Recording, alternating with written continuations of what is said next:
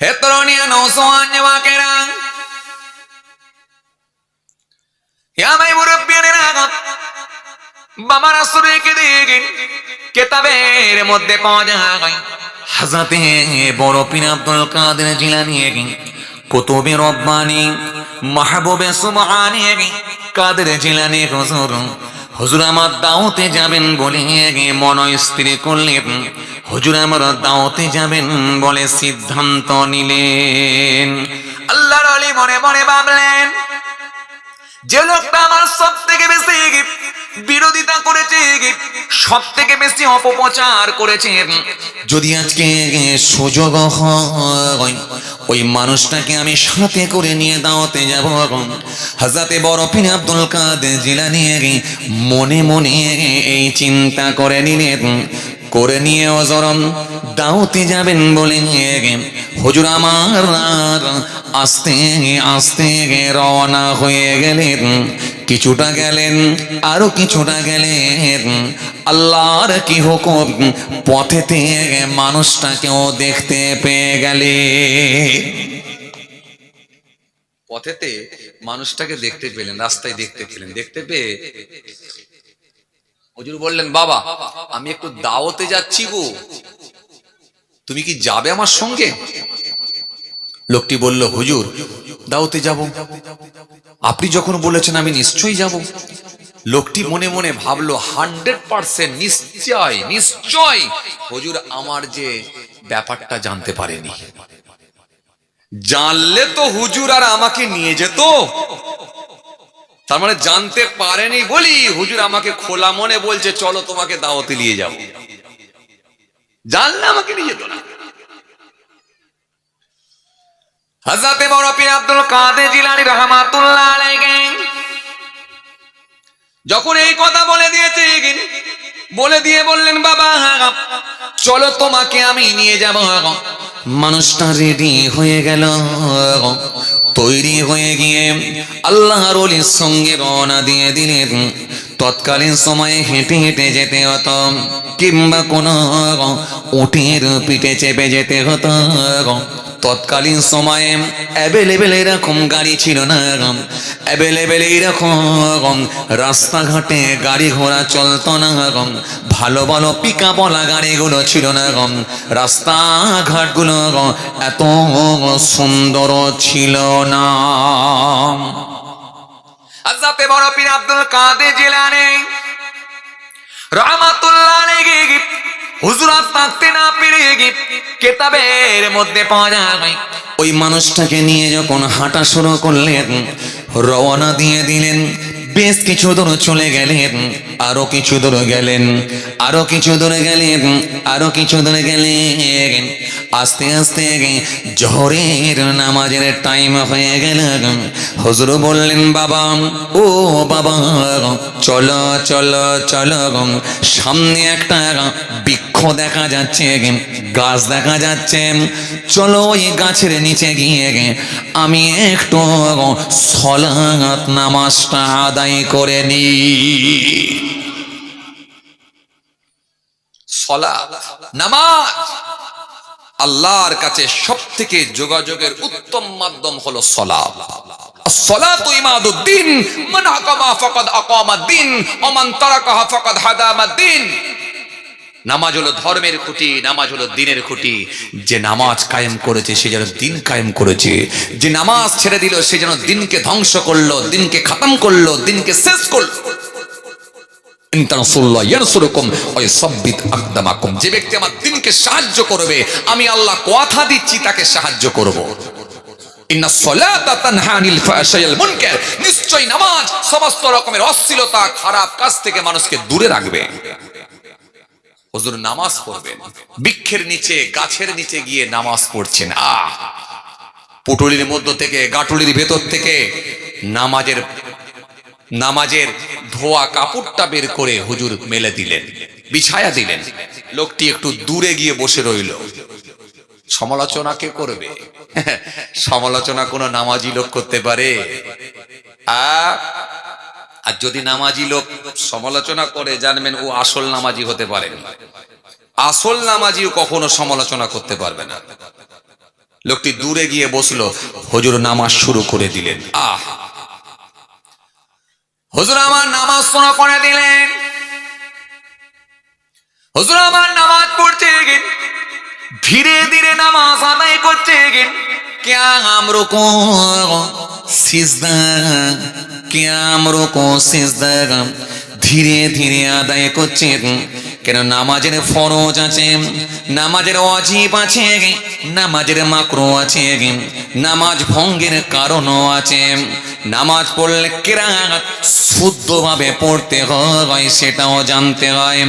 হুজুর আমার নামাজ আদায় করছেন, ধীরে ধীরে ধীরে ধীরে ফরজ ওয়াজিব সব জেনে রাসূল বলেছেন, সাল্লু কামা রাআইতুমুনি উসাল্লি, যেমন আমাকে নামাজ পড়তে দেখো তেমন নামাজ পড়ো। হুজুর আমার নামাজ আদায় করছেন। কিতাবের মধ্যে পাওয়া যায় হযরত বড় পীর আব্দুল কাদের জিলানী কুতুবে রব্বানী মাহবুবে সুবহানী হুজুর আমার নামাজ আদায় করলেন। নামাজের সমাপ্তি ঘটালেন। সমাপ্তি ঘটিয়ে হুজুর আমার বসে বসে বসে আল্লাহ আল্লাহ নামে তাসবিহ পড়া শুরু করলেন, জিকির করা শুরু করে দিলেন। মহব্বতে হয় না, একটু জোরে হয় না? হুজুর আমার যখন বসে বসে তাসবিহ পড়ছেন, জিকির করতে লেগেছেন, তাসবিহ পড়তে লেগেছেন, ওই মানুষটি বসে বসে দেখছে। হঠাৎ করে মানুষের দৃষ্টি চলে গেল গাছের দিকে। গাছের দিকে যখন তাকালেন, গাছের দিকে তাকিয়ে দেখেন ওই গাছেতে যতগুলো ডাল ছিল, ওই ডালেতে যতগুলো করে পাতা ছিল, বরফের প্রত্যেকটা পাতাতে বসে বসে তাসবিহ পড়তে লেগেছি। আরো জোরে বলেন, আরো জোরে বলেন।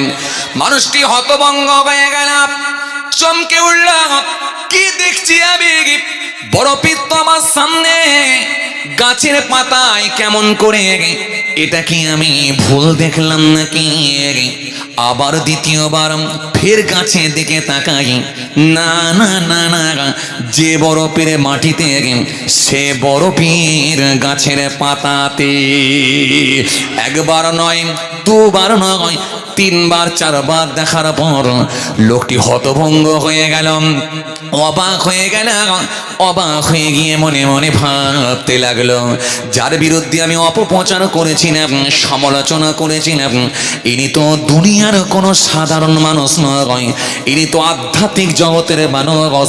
নিশ্চয় এনার ওপরে আল্লাহর প্রদত্ত, আল্লাহর দেওয়া ক্ষমতা আছে। আরো জনে বলেন। হুজুর যখন সালাম ফিরিয়ে নিয়ে তাসবিহ পড়া হয়ে গেল, তাসবিহ পড়ে নিয়ে হুজুর আস্তে আস্তে যখন উঠে পড়েছেন, ওই মানুষটি ছুটে গিয়ে হুজুরের পা দুটো জড়িয়ে ধরতে যাই। হুজুর বললেন, ডোন্ট টাচ মি, তুমি আমাকে টাচ করবে না, ছবে না। কি হয়েছে তুমি মুখে বলো। লোকটি বলল, হুজুর এতদিন ধরে আমি সমালোচনা করেছিলাম, বিরোধিতা করেছিলাম, হ্যাঁ এবারে আমি বুঝতে পেরেছি হুজুর, এবারে আমি বুঝতে পেরেছি আপনি দুনিয়ার কোনো সাধারণ মানুষ নন। আর আপনাকে যদি 70টা কেন 700টা কেন 7,000 মানুষ যদি 7 লক্ষ মানুষ যদি একসঙ্গে দাওয়াত দেয়, 7 লক্ষ মানুষের বাড়িতে দাওয়াত আপনি একই সঙ্গে অ্যাটেন্ড করতে পারবে। এই জায়গাটাই তো পৌঁছানো কঠিন, আর এই জায়গাটায় পৌঁছালেই তো আপনি আল্লাহর সঙ্গে কানেকশন, ট্রানজাকশন, সম্পর্ক তৈরি হবে। শুধু শুধু দাঁড়িয়ে রেখে কি হবে? দাঁড়িয়ে রেখেছে, আবার পকেটে বিড়ি রেখেছে, শুধু শুধু 2 নম্বরই হয়ে লাভ আছে? কথা বলে না, যে 2 নম্বরই হয়ে কোনো লাভ নাই।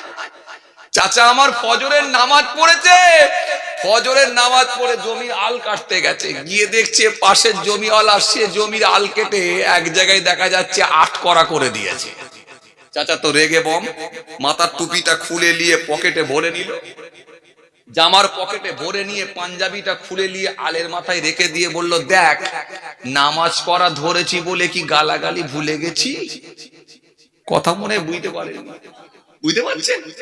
এই কি ভাবছিস তুই আমি নামাজ পড়া ধরেছি বলে কি গালাগালিটা ভুলে গেছি? দেখবি এক্ষুনি তুই জন্মের আগে থেকে আমি গাল দিয়ে আসছি, দেখবি। বলে চাচা 1 মিনিটে 17টা গাল দিচ্ছে। কথা বুঝতে পারছেন না? তার মানে কি ভয়ঙ্কর জিনিস বুঝতে পারছেন? আল্লাহ বলছে এই সব দুনিয়াদার লোক আমার লাগবে না, ভেজাল সব কেটে দেবো, ডিলিট মেরে দেবো। আসেন, আপনি যদি দাড়িওয়ালা টুপিওয়ালা নামাজি হন, আপনি এখন অশ্লীল ভাষায় কথা বলতে পারবেন, গালাগালি দিতে পারবেন। ওয়ালা তাসাব্বু ওয়ালা তাজাসসু ওয়ালা তাহাসাদু ওয়ালা তাদাবারু ওয়ালা তাবাগাদু ওয়া কুনু ইবাদাল্লাহি ইখওয়ান। এত সহজ। আপনি অশ্লীল ভাষায় কথা বলবেন, গালাগালি দেবেন, বলবেন তাহলে হুজুর আমার জমির আল কেটে বার করে নেবে, আমার জমি কেটে কেটে ছেঁটে ছেঁটে বাড়িয়ে নেবে, আমি কিছু বলবো না? নিশ্চয় বলবেন, প্রতিবাদ করবেন, অবশ্যই প্রতিবাদ করার রাইট আছে, কিন্তু ধরনটা আলাদা থাকবে, পদ্ধতিটা আলাদা থাকবে। আপনি তাকে বলুন বাবা তুমি যে জমির আলটা কেটে এতটা বাড়িয়ে নিলে, এটা কি অনিচ্ছাকৃত ভাবে কোদালটা পড়ে গিয়ে কেটেছে নাকি না ইচ্ছা করি এই জায়গাটা বাড়িয়েছো, কোনটা? যদি ইচ্ছা করি বাড়িয়ে থাকো তাহলে নিশ্চয় আমি তোমাকে ছাড়বো না, আমি গ্রাম কমিটিকে জানাবো, সালিসি বসাবো, এর বিরোধিতা আমি করব, দরকার হলে পঞ্চায়েত পর্যন্ত গিয়ে জানাবো, পার্টি পলিসি সব করব। তুমি কেন আমার জমির আল কেটে বাড়াচ্ছ? আপনি অবশ্যই প্রোটেস্ট করবেন, অবশ্যই বিরোধিতা করবেন, অবশ্যই বিরোধিতা করবেন, রাইট আছে, কিন্তু ধরনটা আলাদা হোক, পদ্ধতিটা আলাদা হোক, আলাদা হোক। এত সহজ। বাসে করে বেড়া চাপাই উঠেছেন আর আপনি যাবেন কোথায়, কি বলে এই কি বলে বেড়া চাপাই বাসে উঠেছেন, যাবেন কোথা, বারাসাতে যাবেন, বারাসাতে যাবেন, এখন সিট পেয়ে গেছেন, বসে আছেন, আর একটা লোক সিট পায়নি, দাঁড়িয়ে আছেন, গ্রীষ্মকাল, প্রচন্ড রৌদ্রের তাপ, প্রচন্ড রৌদ্রের তাপ, গোটা জামাটা ভিজে গেছে ঘামেতে। এখন ওই যে লোকটা দাঁড়িয়ে আছে, কপালের ঘামটা ঘেমে গিয়ে টসকে এক টোপা ঘাম আপনার পোলের মধ্যে পড়ে গেছে, সঙ্গে সঙ্গে আপনি লোকটার দিকে লাল চোখ বার করে বলছেন ভাই ঘাম পড়ছে। কথা বুঝতে পারেন? ভাই ঘাম পড়ছে। তখন ওই লোকটা রেগে গিয়ে বলছে, একে রেগে আছে, দাঁড়িয়ে আছে, আবার প্রচন্ড গরম, পুরো ঘেমে গেছে, রেগে গিয়ে বলছে কি করব, ঘামটা খেয়ে নেবো। তখন এইটা লোকটা বলছে হ্যাঁ তোমার ঘাম তোমাকেই খেতে হবে। এক কথা দু কথা হতে হতে ঝগড়ার মতো অবস্থা হয়ে গেল, বিতর্ক হতে হতে মারামারি লেগে যাবার মতো উপক্রম, এইরকম একটা সিচুয়েশন তৈরি হয়ে গেল। কেন? কেন? আপনি বলতে পারলেন না ভাই প্রচন্ড ঘেমে গেছেন, এলান আপনার কাছে যদি রুমাল থাকে একটু কপালটা আপনি মুছে নেন, আর নাহলে আমার রুমালটা নিয়ে একটু মুছে নেন, কিংবা আপনার কোলেতে যদি এক ফোঁটা ঘাম পড়ে থাকে কি এমন ক্ষতি হয়েছে? যদি আপনারই কপালের ঘাম যদি কোলে পড়ে যেত আপনি কাকে দোষ দিতেন, কাকে দোষারোপ করতেন? কথা ঠিক কিনা? কাকে দোষারোপ করতেন? আপনি তো নিজের ঘামটা নিজেই মুছতেন। সুতরাং এক ফোঁটা ঘাম পড়ে গেছে সহ্য করতে পারেননি, আবার নিজেকে দাড়িওয়ালা টুপিওয়ালা নামাজি বলছে।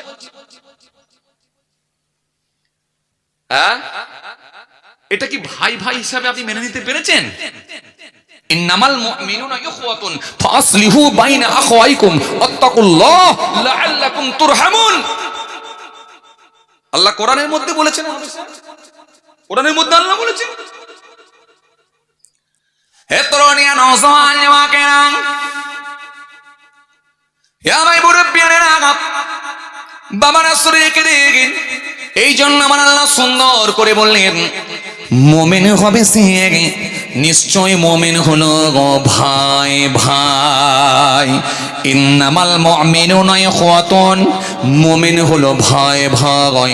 ফাসলিহু বাইনা আখওয়াইকুম ওয়াত্তাকুল্লাহ লাআল্লাকুম তুরহামুন। আমার আল্লাহ সুন্দর করে বললেন আর মুমিন হলো ভাই ভাই। আর সামান্য কিছু বিষয়কে নিয়ে যদি সমস্যা তৈরি হয়, ওরা নিজেদের মধ্যে আপোষ করে নেবে, নিজেদের মধ্যে মীমাংসা করে নেবে, নিজেদের মধ্যে মিলিয়ে নেবে।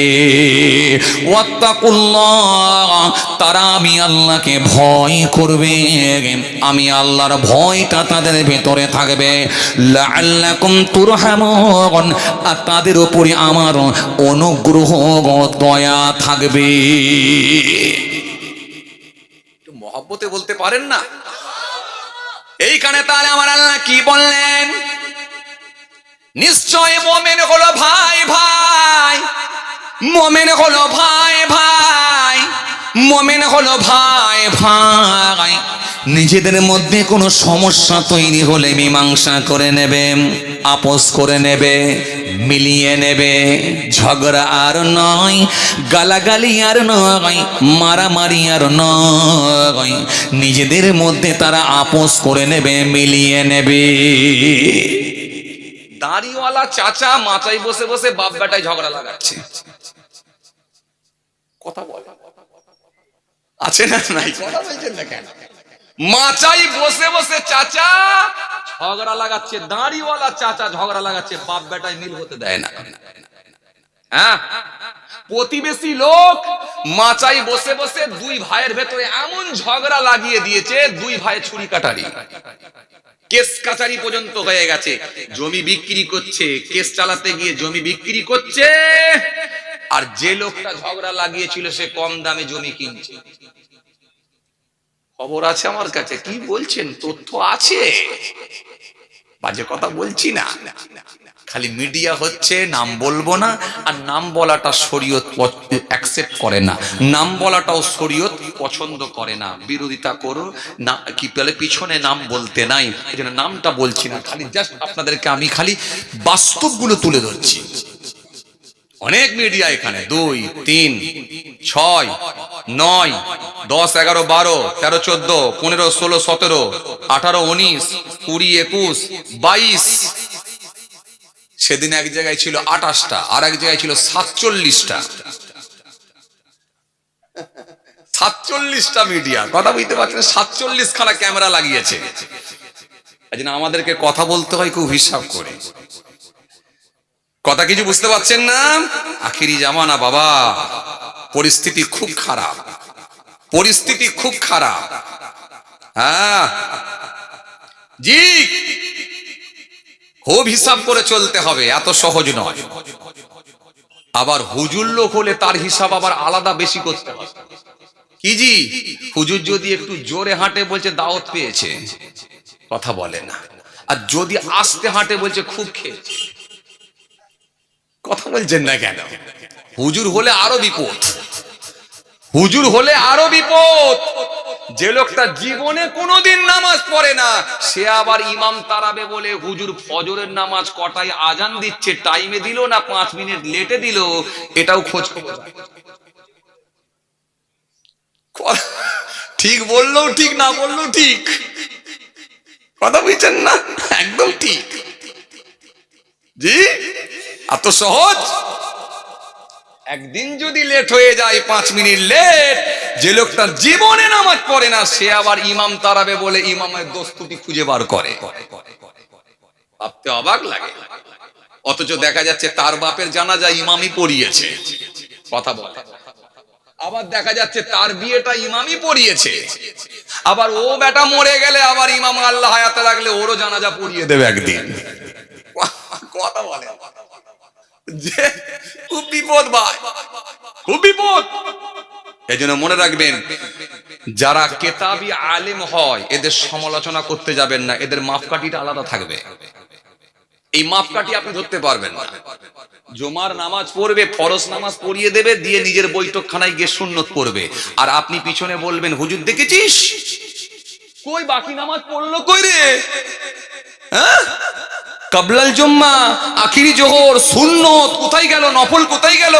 তার মানে আগে তাহিয়াতুল ওযু, দখলাল মসজিদ, বাদাল জুম্মা, আখিরি জোহর, কাবলাল জুম্মা কিচ্ছু পড়ে না। এরা আবার উঠে লম্বা লম্বা লেকচার দেয়। তার মানে আপনি সমালোচনা করে গুনাহগার হবেন, আর উনি কামরায় বৈঠকখানায় গিয়ে নামাজ পড়ে আল্লাহর কাছে প্রিয় বান্দা হবে। এই জন্য সব জিনিসটা মাথায় রেখে চলবেন। নবী বলেছে একদম, ক্বালা ইয়্যাকুম ওয়াযন্না ফাইন্না যন্না আকযাবুল হাদিস। তোমরা ধারণা করে আন্দাজে কথা বলবে না। আন্দাজে কথা বলা হলো মিথ্যা। আন্দাজে কথা বলে ধারণা করে কথা বলা হলো মিথ্যা। কথা কিছু বুঝতে পারছেন বাপ? আসেন, কি বলছিলাম যেন? হ্যাঁ, মোমেন হবেন। মোমেন হতে গেলে তো কতগুলো গুণ থাকবে, থাকবে তার ভেতরে, লক্ষণ তো থাকবে। সেটা তো আল্লাহ বলেছে, নবী বলেছে, যে মেলাতে হবে। তো শুধু তো জুব্বা পরলে হয় না, যে এই জন্য আমার আল্লাহ সুন্দর করে বললেন, ওই মুমিনের ভিতরে কতগুলো গুণ দেখবে, তারা নিজেরা ভাই ভাই হয়ে যাবে, আর সামান্য যখন সমস্যা তৈরি হবে নিজেদের মধ্যে তারা আপোষ করে দেবে, মিলিয়ে নেবে, নিজেদের মধ্যে সমাধান করে নেবে, তারা নিজেরা নিজেরা ভাই ভাই হয়ে বেঁচে থাকবে। নোটবন্দি হচ্ছে, এক মুসলমান আর এক মুসলমানকে ফাঁসাবে বলে চিন্তা করছে। কথা বলছেন না কেন? মাচাই বসে বসে হাততালি মারছে, মেরে বলছে বল দেখিনি আমার গ্রামে কে ধরা খাবে। কথা বলে, কার ক্যাশ টাকা বেশি আছে বল দেখিনি। কথা বলছেন না কেন? বরং একটা অমুসলিম ভাই, একটা হিন্দু ভাই, সে তার জাত ভাইকে বাঁচানোর চেষ্টা করছে। ভাই তোর কাছে যদি ক্যাশ টাকা বেশি কিছু থাকে, আমার অ্যাকাউন্ট খালি আছে, চিন্তা নাই, আমাকে কিছু দিবি, আমি তোকে ক্যাশ করে দেবো। আর মুসলমান বলছে ওকে কি করে ফাঁসানো যায়, ওকে কি করে ওর টাকাটাকে কি করে ল্যাপস করে দেওয়া যায়, এটা মুসলমান চিন্তা করছে আর হাততালি মারছে। আপনি দেখেন আমাদের গুলো বরং অমুসলিমরা নিয়েছে, আর অমুসলিমদের কালচার আমাদের মধ্যে এসেছে। একটা বিয়ে বাড়ি হোক, মুসলমানের বাড়িতে বিয়ে বাড়ি হোক, ড্যান্স না হলে, ডিজে বক্স না হলে বিয়ে হবে না। বাবা ঘাটটা লাড়েনি কেন রে ভাই? ঘাটটা লাড়েনি কেন যে বিয়ে হবে না? যে হাই রে হাই, হলদি মাখাবে কে? ভাবি না হলে, আবার হলদি না মাখালেন, ভাবির হলদি না মাখলে নাকি বিয়ে হবে না। নাউজুবিল্লাহ, কোথায় পেয়েছে আল্লাহ ভালো জানে। হ্যাঁ, মেয়ের বাপ জি গরিব মানুষ, আর সেদিনে ছেলের বাপের বিরাট মনে করে পাওয়ার। বরযাত্রী যাবে কত? বলে ভাই সবই তো জানেন, বেশি এলে অসুবিধা, আপনি মোটামুটি ধরে রাখেন 70 জন আসুক।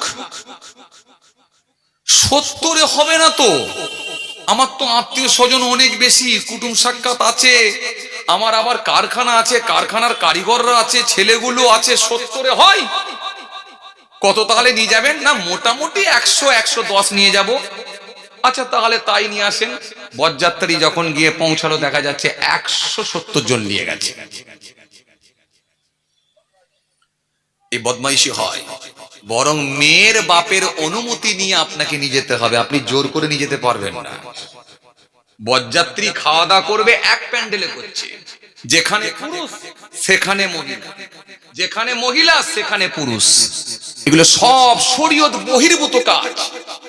তাদের কালচার কি বললাম, পাশ্চাত্য দেশের কালচার, গায়রকমদের কালচার আমাদের মধ্যে ঢুকছে। আর আমাদের মধ্যে যেগুলো রসুল দিয়ে গেছেন সেগুলোকে তারা ধার করছে। তোমাদের মধ্যে সমস্যা হলে সমাধান করে নেবে, ওটা ওরা করে নিচ্ছে। কথা বলে, ওটা ওরা করে নিচ্ছে।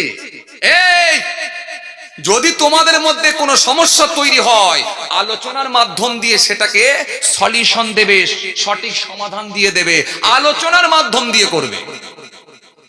এটা আমরা করি না, বরং ওরা করছে। এজন্য আল্লাহ পাক রব্বুল আলামিন বললেন, কি বললেন? তোমরা সমস্যা তৈরি হলে মীমাংসা করে নাও। ওয়াত্তাকুল্লাহ, তোমরা আমি আল্লাহকে ভয় করো, আমি আল্লাহর ভয়টা তোমাদের ভিতরে রাখো, লাআল্লাকুম তুরহামুন, আর আমার দয়া অনুগ্রহ তোমাদের উপরে থাকবে। এরপরে আমার আল্লাহ পাক আবার অন্য জায়গায় বললেন, আল্লাহু ওয়ালিউল্লাযিনা আমানু ইউখরিজুহুম মিনাজ যুলুমাতি ইলান নূর। আল্লাহ বলেন ঈমানদারদের আমি আল্লাহ বন্ধু, তাদেরকে আমি আল্লাহ নিয়ে আসি অন্ধকার হইতে আলোর দিকে। এই ঈমানদার যারা হবে, মুমিন যারা হবে, তাদেরকে আমি আল্লাহ আলোতে নিয়ে আসি, তারা সর্বসময় আলোতে থাকবে। والذين كفروا أولياءهم الطاغوت يخرجونهم من النور إلى الظلمات উলাইকা আসহাবুন নার হুম ফিহা খালিদুন। আর আল্লাহ বলেন অবিশ্বাসীদের অভিভাবক হলো শয়তান, সে নিয়ে যাবে আলো হইতে অন্ধকারের দিকে। শয়তানের কাজ হলো অন্ধকারে পৌঁছে দেওয়া, শয়তানের কাজ হলো সুদের খাতায় নামটা তুলে দেওয়া, শয়তানের কাজ হলো বাড়িতে বন্ধন ঢুকিয়ে দেওয়া, শয়তানের কাজ হলো ভাই ভাই ঝগড়া লাগিয়ে দেওয়া, শয়তানের কাজ হলো বাপকে গালি দিয়ে দেওয়া, শয়তানের কাজ হলো মিথ্যা কথার ওপরে পণ্য বিক্রি করা, শয়তানের কাজ হলো আমানতের খেয়ানত করা, শয়তানের কাজ হলো লটারি টিকিট কেটে নেওয়া। রাজমিস্ত্রি লটারির টিকিট কাটবে, কাঠমিস্ত্রি লটারির টিকিট কাটবে, রিস্কাওয়ালা লটারির টিকিট কাটবে, সারাদিন কঠিন পরিশ্রম করে মাথার ঘাম পায়ে ফেলে হালাল টাকা ইনকাম করে হারাম পথে লাগাবে। এটাই হলো শয়তানের কাজ। আপনাদের এখানে এইসব নেই, সর্বনাশ। আমি তো ভাবছিলাম কি গ্রাম যেন ভুলে গেলাম, এটা হায়দারপুর গ্রাম। ভালো, গোটা গ্রাম খুঁজলে মনে হয় একটাও বিড়িখোর পাওয়া যাবে না, আর আপনি বলছেন সবই পাওয়া যাবে।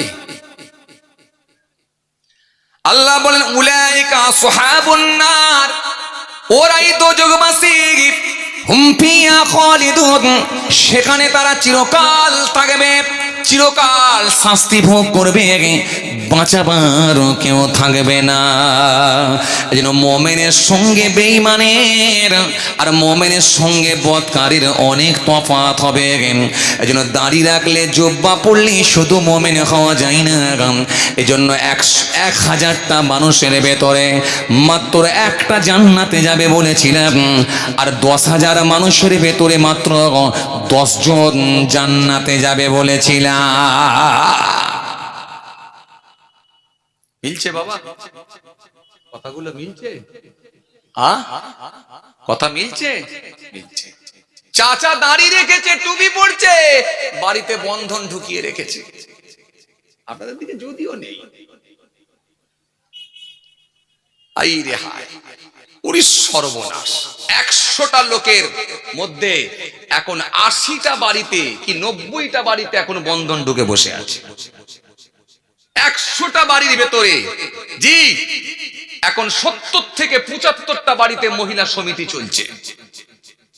আর জলসার মাহফিলে বসলেই তো নিজেকে আল্লাহর ওলি মনে করছে। আল্লাহর ওলি জুব্বা যদি পরে নেওয়া হয় আর চকচকে চেহারা নিয়ে জুব্বা পরে ঝেড়ে একটা কাঁধে রুমাল ঝুলালি তো আল্লাহর ওলি। কথা বলে না। ঈদের দিনে দেখেছেন আপনি? জি, ঈদের দিনে যখন ফার্স্ট কাতারে গিয়ে দাঁড়াবে, উফ হাই রে হাই, কি ড্রেস! যে লোকটা 1 মাস রোজা রেখেছে সে সবার থেকে লেটে রেডি হচ্ছে, আর যে লোকটা একটা রোজা রাখে না সে সবার থেকে গ্রামের সবার প্রথম রেডি হচ্ছে ঈদ করতে যাবে। চকচকে ড্রেস পরে একেবারে মাথায় পাগড়ি দিয়ে সুরমা লাগিয়ে চকচকে ড্রেস পরে এমন কায়দা করে ফার্স্ট কাতারে দাঁড়াচ্ছে যেন মনে হচ্ছে 3 মাস রোজা রেখে এসে দাঁড়িয়ে।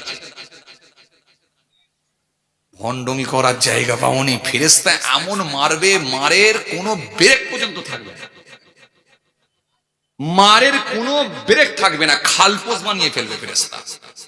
বাইরে যা বলছি তাই হবে, সময়ের অপেক্ষা। যে মরেছে সে বুঝেছে, যে মরেনি সে বুঝবেনি, যে মরেনি সে বুঝবেনি, যে মরেনি সে কিন্তু বুঝতে পারবে না। ভাইরা, যে মরেছে সেই জানে মরণের কি জ্বালা যন্ত্রণা, সেই একমাত্র জানে, বাকি মানুষ কিন্তু জানে না। এজন্য সবাইকে এক জায়গায় করলে হবে না, হবে না। দুই দিকের কবর যখন চেপে আসবে তার পাঁজরা হাড় হাড্ডি যাচে ভেঙে গুঁড়ো করে আটা করে ছেড়ে দেবে। মুহূর্তের মধ্যে আবার কবর প্রশস্ত হবে, চওড়া হবে, আবার আগের মতো হয়ে যাবে। আবার যখন দুই দিকের কবর ছোট হয়ে আসবে ভেঙে আটা করে গুঁড়ো করে ছেড়ে দেবে। একবার করে ফেরেশতা ডান্ডা মারবে, 70 গজ নিচে চলে যাবে, আবার তোলা হবে, আবার মারা হবে, 70 গজ নিচে। এইভাবে কিয়ামত পর্যন্ত চলবে। কবরের আযাব খুব সাংঘাতিক আযাব। যে লোকটা পুলিশের মার খেয়েছে, একবার জেল থেকে ঘুরে এসেছে, জিজ্ঞাসা করে দেখবেন, বাবু আর জেলে যাবে নাকি? বলবেন, না বাবু জেলে আর যাবো না, তবে কষ্ট তেমন নেই, ওখানে খুব ভালো মন্দ খাওয়ায়, জামাই আদর করে, তবে জেলে আর যাবো নি। জামাই আদর করে কিন্তু যাবো নি, জামাই আদর করে একবার যাও, কিন্তু ওর পায়ে যে কারেন্টের চার্জ দিয়েছে না, ওই বুঝেছে। ওই পাটাতে যখন পিন পেরেক লাগিয়ে যখন ঘাপাঘাপ করে পায়ে মেরেছে না তলায়, ওই বুঝেছে। বাবারে মারে করেছে, কেউ জানে না, যে পিটিয়েছে সে জানে আর ও জানে। জানে তো একজন আল্লাহ, ইন্নাল্লাহ কানা সামিয়াম বাসীরা। কিছু কথা বুঝতে পারছেন? ফারেস্তার মার কঠিন। আসেন, ভুল বুঝবেন না, রাগ করবেন না। প্রথমেই আপনাদেরকে যেন একটা কথা বলেছিলাম, নিজের সার্টিফিকেট নিজে দাও, কতটা ভালো হতে পেরেছো। ভালো যতটা তুমি নিজেকে বলবে, ততটাই আল্লাহর কাছে ভালো। না হলে গেল, না হলে গেল। এই জন্য বাবাজি, আমার ভাইরা, আমার আল্লাহ সুন্দর করে ফের কোরআন শরীফের মধ্যে আয়াত দিলেন, সুন্দর করে আমার আল্লাহ বললেন, সুন্দর করে আমার আল্লাহ জানিয়ে দিলেন, ইন্নামাল মুমিনুনা আল্লাযীনা ইযা যুকিরাল্লাহ ওয়াজিলাত কুলুবুহুম ওয়া ইযা তুলিহাত আলাইহিম আয়াতুহু জাদাতুহুম ঈমানান ওয়া আলা রাব্বিহিম ইয়াতাওয়াক্কালুন আল্লাযীনা ইয়াকিমুনাস সালাতা ওয়া মিম্মা রাযাকনাহুম ইউনফিকুন উলাইকা হুমুল মুমিনুনা হাক্কান লাহুম দারাজাতুন ইনদা রাব্বিহিম ওয়া মাগফিরাতুন ওয়া রিজকুন কারীম।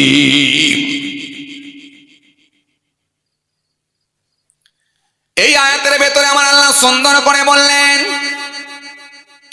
ইমানদার যদি হয়ে যাও, মুমিন যদি হয়ে যাও, আমার কাছে যদি প্রিয় বান্দা হতে চাও, তাহলে তোমাদের ভেতরে কতগুলো গুণ থাকবে, এগুলো যদি মিলিয়ে নিতে পারো তবে মুমিন বলে গণ্য হবে। এই জন্য আমার আল্লাহ সুন্দর করে বললেন, ইন্নামাল মুমিনুনা আল্লাযীনা ইযা যুকিরাল্লাহ ওয়াজিলাত কুলুবুহুম ওয়া ইযা তুলিহাত আলাইহিম আয়াতুহু জাদাতুহুম ঈমানাও ওয়া আলা রাব্বিহিম ইয়াতাওয়াক্কালুন। আমার আল্লাহ সুন্দর করে কোরআনের মধ্যে জানালেন, সুন্দর করে আমার আল্লাহ বলে দিলেন, সুন্দর করে আমার আল্লাহ বলে দিলেন, মুমিন হবে ওই ব্যক্তিটা, মুমিন হবে ওই মানুষটা, তাদের ভেতরে তারা যখন আমি আল্লাহর নাম শুনবে, সঙ্গে সঙ্গে তাদের হৃদয়ে একটা কম্পন শুরু হয়ে যাবে, কাঁপনি শুরু হয়ে যাবে, তাদের ভেতরে আমি আল্লাহর ভয় ভীতিটা এত বেশি থাকবে, আমার নাম শোনার সাথে সাথে তাদের অন্তরে কম্পন শুরু হয়ে যাবে, এত বেশি তাদের ভেতরে ভয় থাকবে।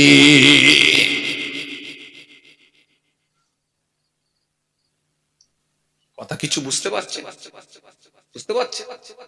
দুদিন যদি নিম্নচাপ হয়ে যায়, চাচা আল্লাহর উপরে রেগে যাচ্ছে, নাউজুবিল্লাহ, আছে না নাই? আরে কথা বলেননি কেন? এটা তো বলতে হবে, তবে তো ভালো লাগবে। উদাহরণগুলো তো আপনারা দেবে। 3 দিন যদি নিম্নচাপ হয়ে যায়, 2 দিন যদি নিম্নচাপ হয়ে যায়, চাচা রেগে বম। একটু বিকেল বেলা চা খেতে বেরিয়েছে, হায়দারপুরে যাবে, হঠাৎ করে দেখা যায় আবার অন্ধকার হয়ে গেছে, চাচা রেগে গিয়ে বলছে, কি হচ্ছে বলো দেখিনি, এরম পানি হলে কি ভালো লাগে, এই যেন আকাশ ফুটো হয়ে গেছে বলে মনে হচ্ছে। নাউজুবিল্লাহ। কোথায় আমরা? আবার নিজেকে নামাজি বলে দাবি করছেন, নিজেকে ভালো মানুষ বলে দাবি করছেন, নিজেকে স্বচ্ছ লোক বলে দাবি করছেন। না, কখনোই নয়। আপনি নিজে বলেছেন, আল কদরে খাইরিহি ওয়া শাররিহি মিনাল্লাহি তাআলা, ভালো এবং মন্দ যা হয় সব তো আমার মালিকের হুকুমই হয়। জোরে বলতে পারেন না? ভালো মন্দ যা হয় সব তো আমার আল্লাহর ইচ্ছাতেই হয়। এটা তো আপনি নিজেই বলেছেন। নিজে যখন বলেছেন, বললেন এক আর করলেন আর এক।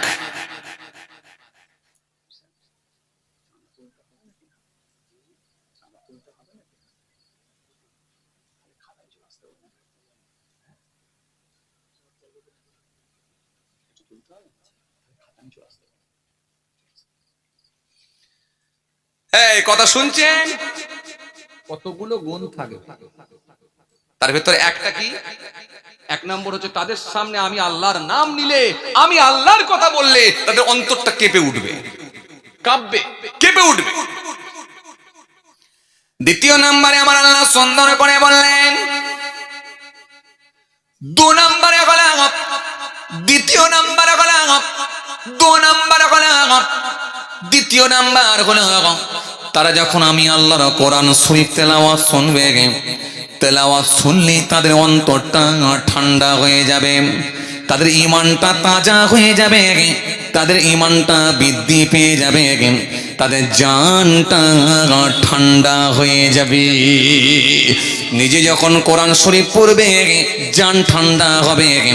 আর কোরআন যদি নিজে না পড়তে পারে, ওই মাদ্রাসায় গিয়ে মাঝে মাঝে সময় পেলেই বসবে, মাদ্রাসার ছাত্ররা যখন তেলাওয়াত করবে ওই তেলাওয়াতটা বসে বসে নিজে শুনবে আর দুই চোখ দিয়ে পানি ঝরিয়ে দেবে। আল্লাহ আল্লাহ, আমি যদি পড়তে পারতাম, আমি যদি পড়তে পারতাম, আজকে আমি যদি পড়তে পারতাম আমার মনটা কত খুশি হয়ে যেত, কিন্তু আমি পড়তে পারি না আল্লাহ, কিন্তু তোমারও কোরআন হচ্ছে, তাই আমি বসে বসে শুনছি আর তোমার কাছে আমি একজন গুনাহগার বলে আমি স্বীকার করছি। এই বসে বসে যখন শুনবে আমার আল্লাহ বললেন তার ঈমানটা তাজা হবে, বৃদ্ধি পাবে।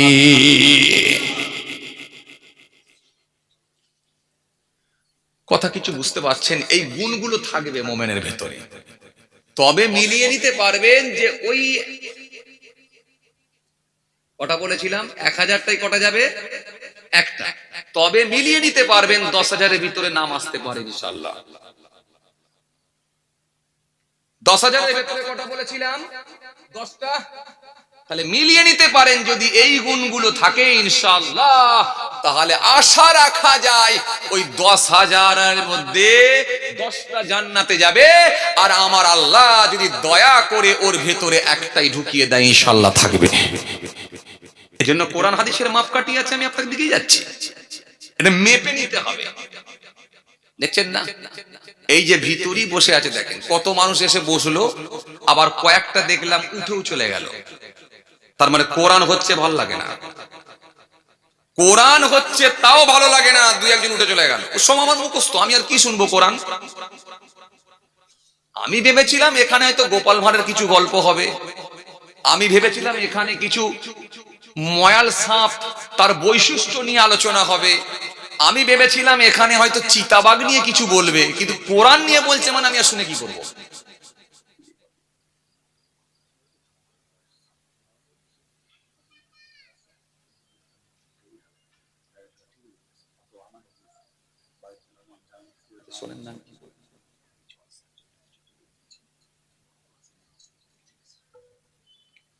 শুনছেন কথা? কোরআন যদি ভিতর থেকে যদি মুছে যায়, কোরআন শরীফ যদি ভালো না লাগে, তখন আপনি যত দাড়িওয়ালা টুপিওয়ালা জুব্বাওয়ালাই হন না কেন, বুঝে নিতে হবে গাড্ডায় চলে গেছে। ও 100% বুঝে নিতে হবে গাড্ডায় চলে গেছে, ওর দিল মরে গেছে, ওর কল্প শেষ হয়ে গেছে, কল্প শেষ। আর নবী বলছে সারা শরীরের মধ্যে এক টুকরা গোস্তের টুকরো আছে, ওই টুকরোটা ভালো হলে গোটা দেহ ভালো, আর ওই টুকরোটা খারাপ হলে গোটা শরীর খারাপ। সাহাবীরা বলেন কোন গোস্তের টুকরা? আল্লাহর নবী বলেন আলা ওয়াহিয়াল কলব, সেটাই হলো কলব, সেটাই হলো অন্তর। অন্তর ভালো গোটা শরীর ভালো, আর অন্তর খারাপ ভেতর খারাপ গোটা শরীর খারাপ। ইন্নাল্লাহা লা ইয়ানজুরু ইলা সুআরিকুম ওয়া আমওয়ালিকুম ওয়ালাকিন ইয়ানজুরু ইলা কুলুবিকুম ওয়া আমালিকুম। নিশ্চয় আমার আল্লাহ কোন মানুষের সুরাত দেখবে না, চেহারাও দেখবে না, লুক দেখবে না, গেটআপ দেখবে না, তার মালও দেখবেন না। দেখবেন কি? আল্লাহ দেখবেন কেবলমাত্র মানুষের অন্তর আর কর্মটা দেখে নেবেন, ভিতরটা কেমন ছিল আর আমার ভালোবাসায় কতটুকু করেছে। হ্যাঁ, 50টা ক্যামেরা ভাড়া করে 500 কাপড় বিলি করেছে, নাকি না আমি আল্লাহর সন্তুষ্টির জন্য গ্রামে 10টা কাপড় বিলি করেছে? কেউ জানে না, যাকে দিয়েছে সে জানে, আর ও নিজে জানে, আর একজন জানে, সেটা হলো জমিন আসমানের মালিক আমি আল্লাহ জানি। 10টা কাপড় গ্রামে বিলি করেছে আমার সন্তুষ্টির জন্য, সে জানে, যাকে দিয়েছে সে জানে, আর আমি আল্লাহ জানি। কিন্তু 50টা ক্যামেরাকে ডেকে নিয়ে 500 কাপড় বিলি করেছে, ও দুনিয়ার মানুষকে জানানোর জন্যই ক্যামেরা ডেকেছে। আল্লাহ এটাই দেখে নেবেন তার ভিতরটা কেমন ছিল, আর আমার সন্তুষ্টির জন্য কতটা করেছিল। খুব চাপ, খুব চাপ। আরে ইখলাস কোথায়, নিয়ত কোথায়, নিয়ত কোথায়? আগে যে কোনো কাজ করার আগে আমাদের নিয়ত খারাপ হচ্ছে। একটা কুরবানিতে গরু দেবেন, সেখানেও নিয়ত খারাপ। কথা বলেন যে বাবু, কথা বলেননি কেন? ক কিলো ওজন হবে, ওজন ক কিলো হবে, আগে ওজনের খবর। যদি গ্রামের সব থেকে বড় সড়ো গরু হয়ে যায়, তাহলে ও একাই ফাটিয়ে ফেলবে যে কটা চায়ের দোকান আছে। প্রথমে তো বলবে না, আগে বলবে গরু কিনেছিস না, আগে অন্যজনকে বলবে গরু কিনেছিস না, বলে হ্যাঁ গরু কিনেছি। কত নিল? 35,000 মতো নিয়েছে। কি গরু কিনলি? 35 আবার গরু হয়? কিন্তু গরুর বাছুর হলো। সে কি কি বলো তুমি, তোমার গরু কিনা গেছে? হ্যাঁ আমি তো কিনে নিয়েছি। কত পড়লো তোমার? আমি তো প্রতিবারে 1 লাখের ওপরই দিই, এবারে খালি একটু গোলমাল হয়ে গেল, ঠিক মতো গরু পেলাম না, এবারে একটু কম হয়ে গেল, 92,000।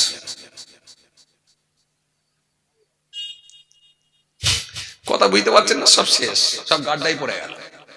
দেখবে না ও কত লম্বা তাগড়া, সব দেখবে না, দেখবে তার মন ভিতর আমার সন্তুষ্টির জন্য হয়েছিল কিনা, ইখলাস ঠিক ছিল কিনা, নিয়ত ঠিক ছিল কিনা, এটা আল্লাহ দেখবে।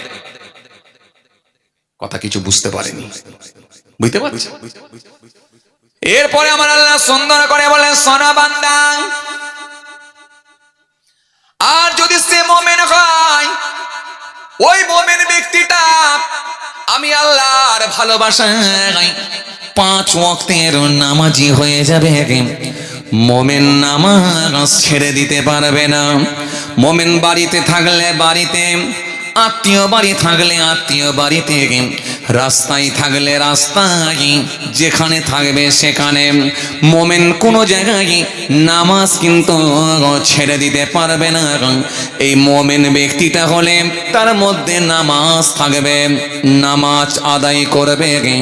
এরপরে তার ভেতরে আর একটা গুণ তোমরা পাবে, সেটা হলো আমি আল্লাহ তাদেরকে যা রিজিক দিয়েছি, এই হালাল মাল থেকে, হালাল রিজিক থেকে আমি আল্লাহর জন্য কিছু দান সদকা করে দেবে।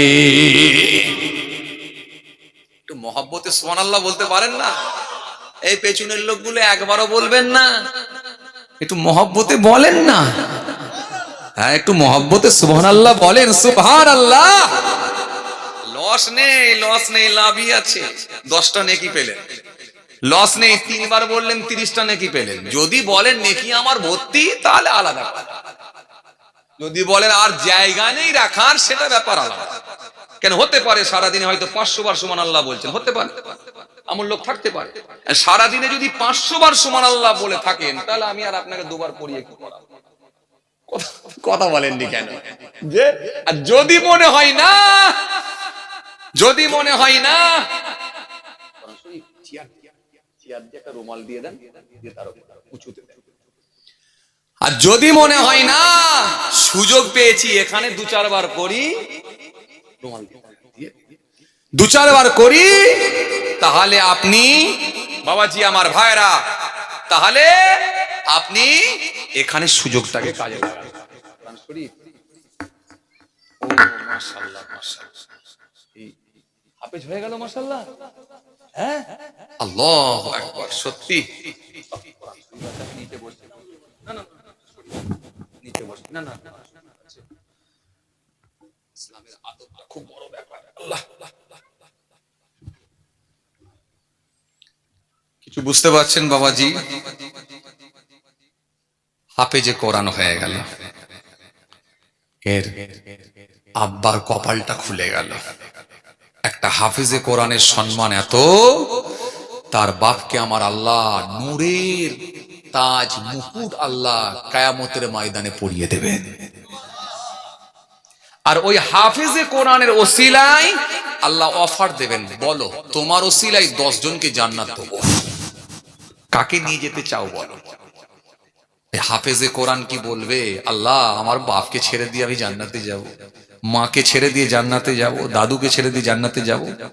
তার ওসিলায় তার পরিবার থেকে 10 জনকে জান্নাতে নিয়ে যাবার সুযোগ আল্লাহ করে দেবে। একটা হাফেজে কোরআনের সম্মান আল্লাহ এত দিয়েছেন। কথা বুঝে আসছে ভাইরা আমার, বন্ধুরা আমার, সাথী মহব্বতের ভাইরা। তবে হ্যাঁ, এগুলো আপনাদের 24 পরগনায় হয় আলহামদুলিল্লাহ। এটা আমি 24 পরগনা নিয়ে সত্যি গর্ব করি, বিশেষ করে বসিরহাট এলাকা নিয়ে আমি গর্ব করি আলহামদুলিল্লাহ। আমি কথা প্রসঙ্গে বলতেই বিভিন্ন জায়গায় আমি আলোচনা টেনে নিয়ে আসি যে বসিরহাট আল্লাহ বিভিন্ন জেলায় নিয়ে যায়, আপনারা জানেন, বিভিন্ন রাজ্যে যায় আল্লাহ নিয়ে যান। কয়েকদিন আগে আমি রাজস্থান থেকে ফিরলাম, আপনারা জানেন। তো এই আগামীকাল যেমন আল্লাহ নিয়ে গেলে মালদায় যাব। তো কথা হচ্ছে এইভাবে বিভিন্ন জেলা বিভিন্ন রাজ্য আল্লাহ নিয়ে যান। আমি গর্ব করে বলি, দেখুন 24 পরগনা বিশেষ করে বসিরহাট এলাকা ঘর ঘর আলহামদুলিল্লাহ হাফেজ নালে মাওলানা পাবে। আবার হাফেজ মাওলানা যদি নাও পান, সেই মানুষগুলো হাফেজ মাওলানাদের সৌবতে থেকে এতটা ধার্মিক হয়ে গেছে, জি মাওলানা ভাব, চুল তার দাড়ি কি বলেন একেবারে যেন সুন্নতের উপরে পাবন্দি, এত বেশি দেখলে যেন একটা আলেম ভাব। আলহামদুলিল্লাহ, এটা গর্ব করে বলতে হয়। এটা আমার দাদা পীরের নেক ফায়েজ। আর বসিরহাট আল্লামা রুহুল আমির রহমাতুল্লাহ আলাইহি হুজুরের ওসিলাতে আল্লাহ এই এলাকাটা রওশন করে দিয়েছে। আল্লাহু আকবার, আল্লাহু আকবার। হুজুরদের নেক ফায়েজ ছাড়া হয় না। জি আপনি যান 100টা ঘর যদি খোঁজেন, আপনার 24 পরগনা থেকে কটা হাফেজ মাওলানা বেরোবে। আপনি হুগলি যান, হুগলি গিয়ে সমীক্ষা করুন। হাওড়ায় যান, পাবেন না। বাঁকুড়ায় যান, পাবেন না। পুরুলিয়ায় যান, পাবেন না। মুর্শিদাবাদে যান, পাবেন না। বাংলার অন্যান্য জেলায় যান, পাবেন না। কিন্তু 24 পরগনা আলহামদুলিল্লাহ আমি আপনাকে গ্যারান্টি দিচ্ছি আগিয়ে থাকবে। হাফেজ মাওলানা ধার্মিক আল্লাহওয়ালা লোকের সংখ্যা অনেক বেশি। আল্লাহ শুকর। চলেন ভাইরা আমার, কি বলছিলাম যেন, সে নামাজি হবে। 1 নম্বরে তার মধ্যে কি থাকবে বলেছিলাম, এই 1 নম্বরে কি থাকবে বলেছিলাম, সব গুলিয়ে ফেললো গো। আলামত কি হবে, ইমানদারের আলামত 5টা বলেছিলাম, মুমিনের আলামত। তার মধ্যে 1 নম্বরে কি বলেছিলাম, কেঁপে যাবে। ঠিক, আল্লাহর নাম শুনলে অন্তরখানা কম্পন হবে, কেঁপে উঠবে। 1। দ্বিতীয় নম্বরে কি বলেছিলাম,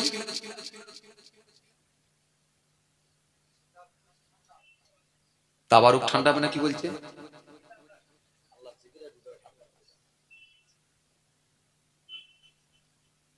কি ঠান্ডা হবে ভাই,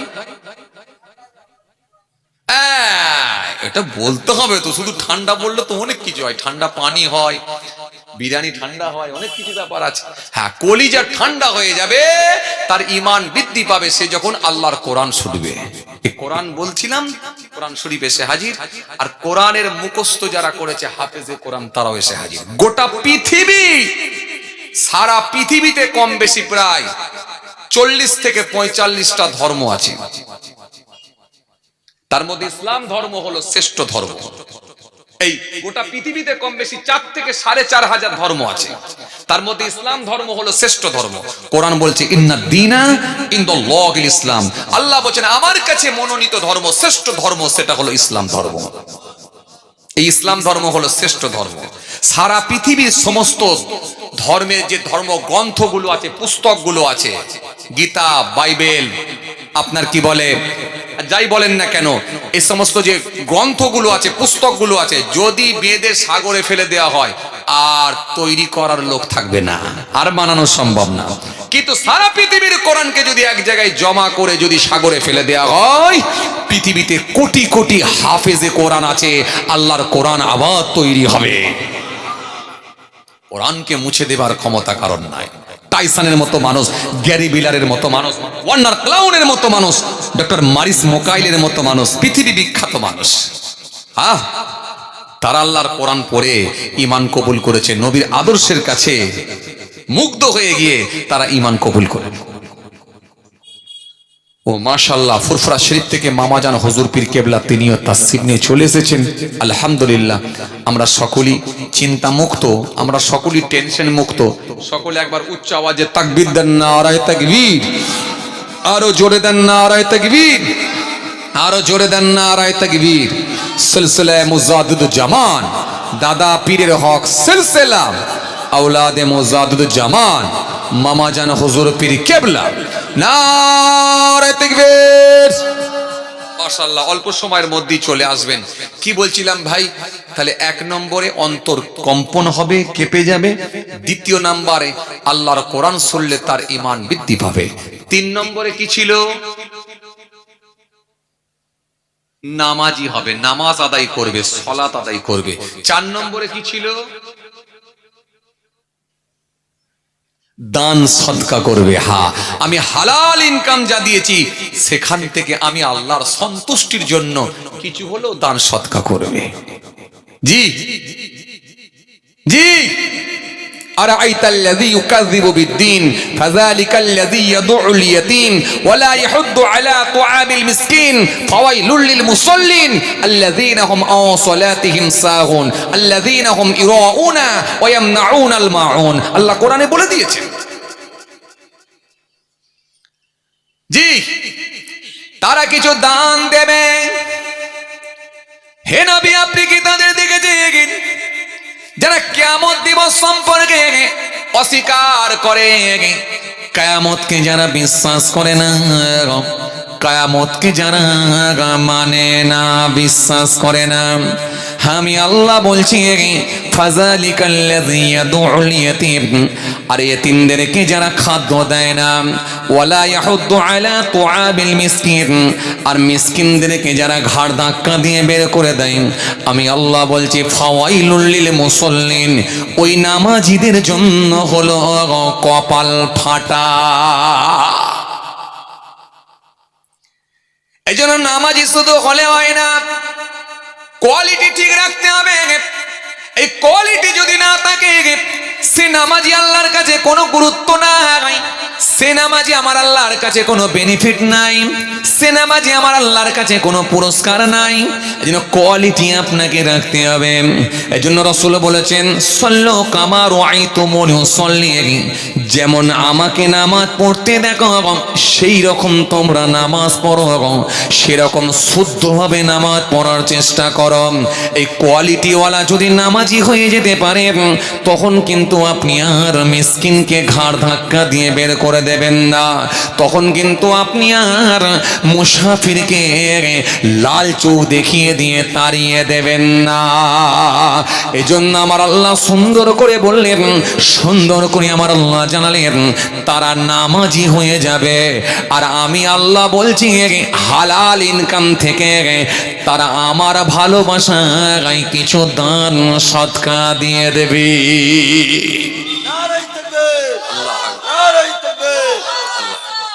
চাচাকে যদি গিয়ে বলা হয়, চাচা এলাকায় একটা মাদ্রাসা হয়েছে, চাচা হাফিজে কোরআন তৈরি হবে, আলেমে হাক্কানি তৈরি হবে, চাচা তুমি কিছু দান দাও।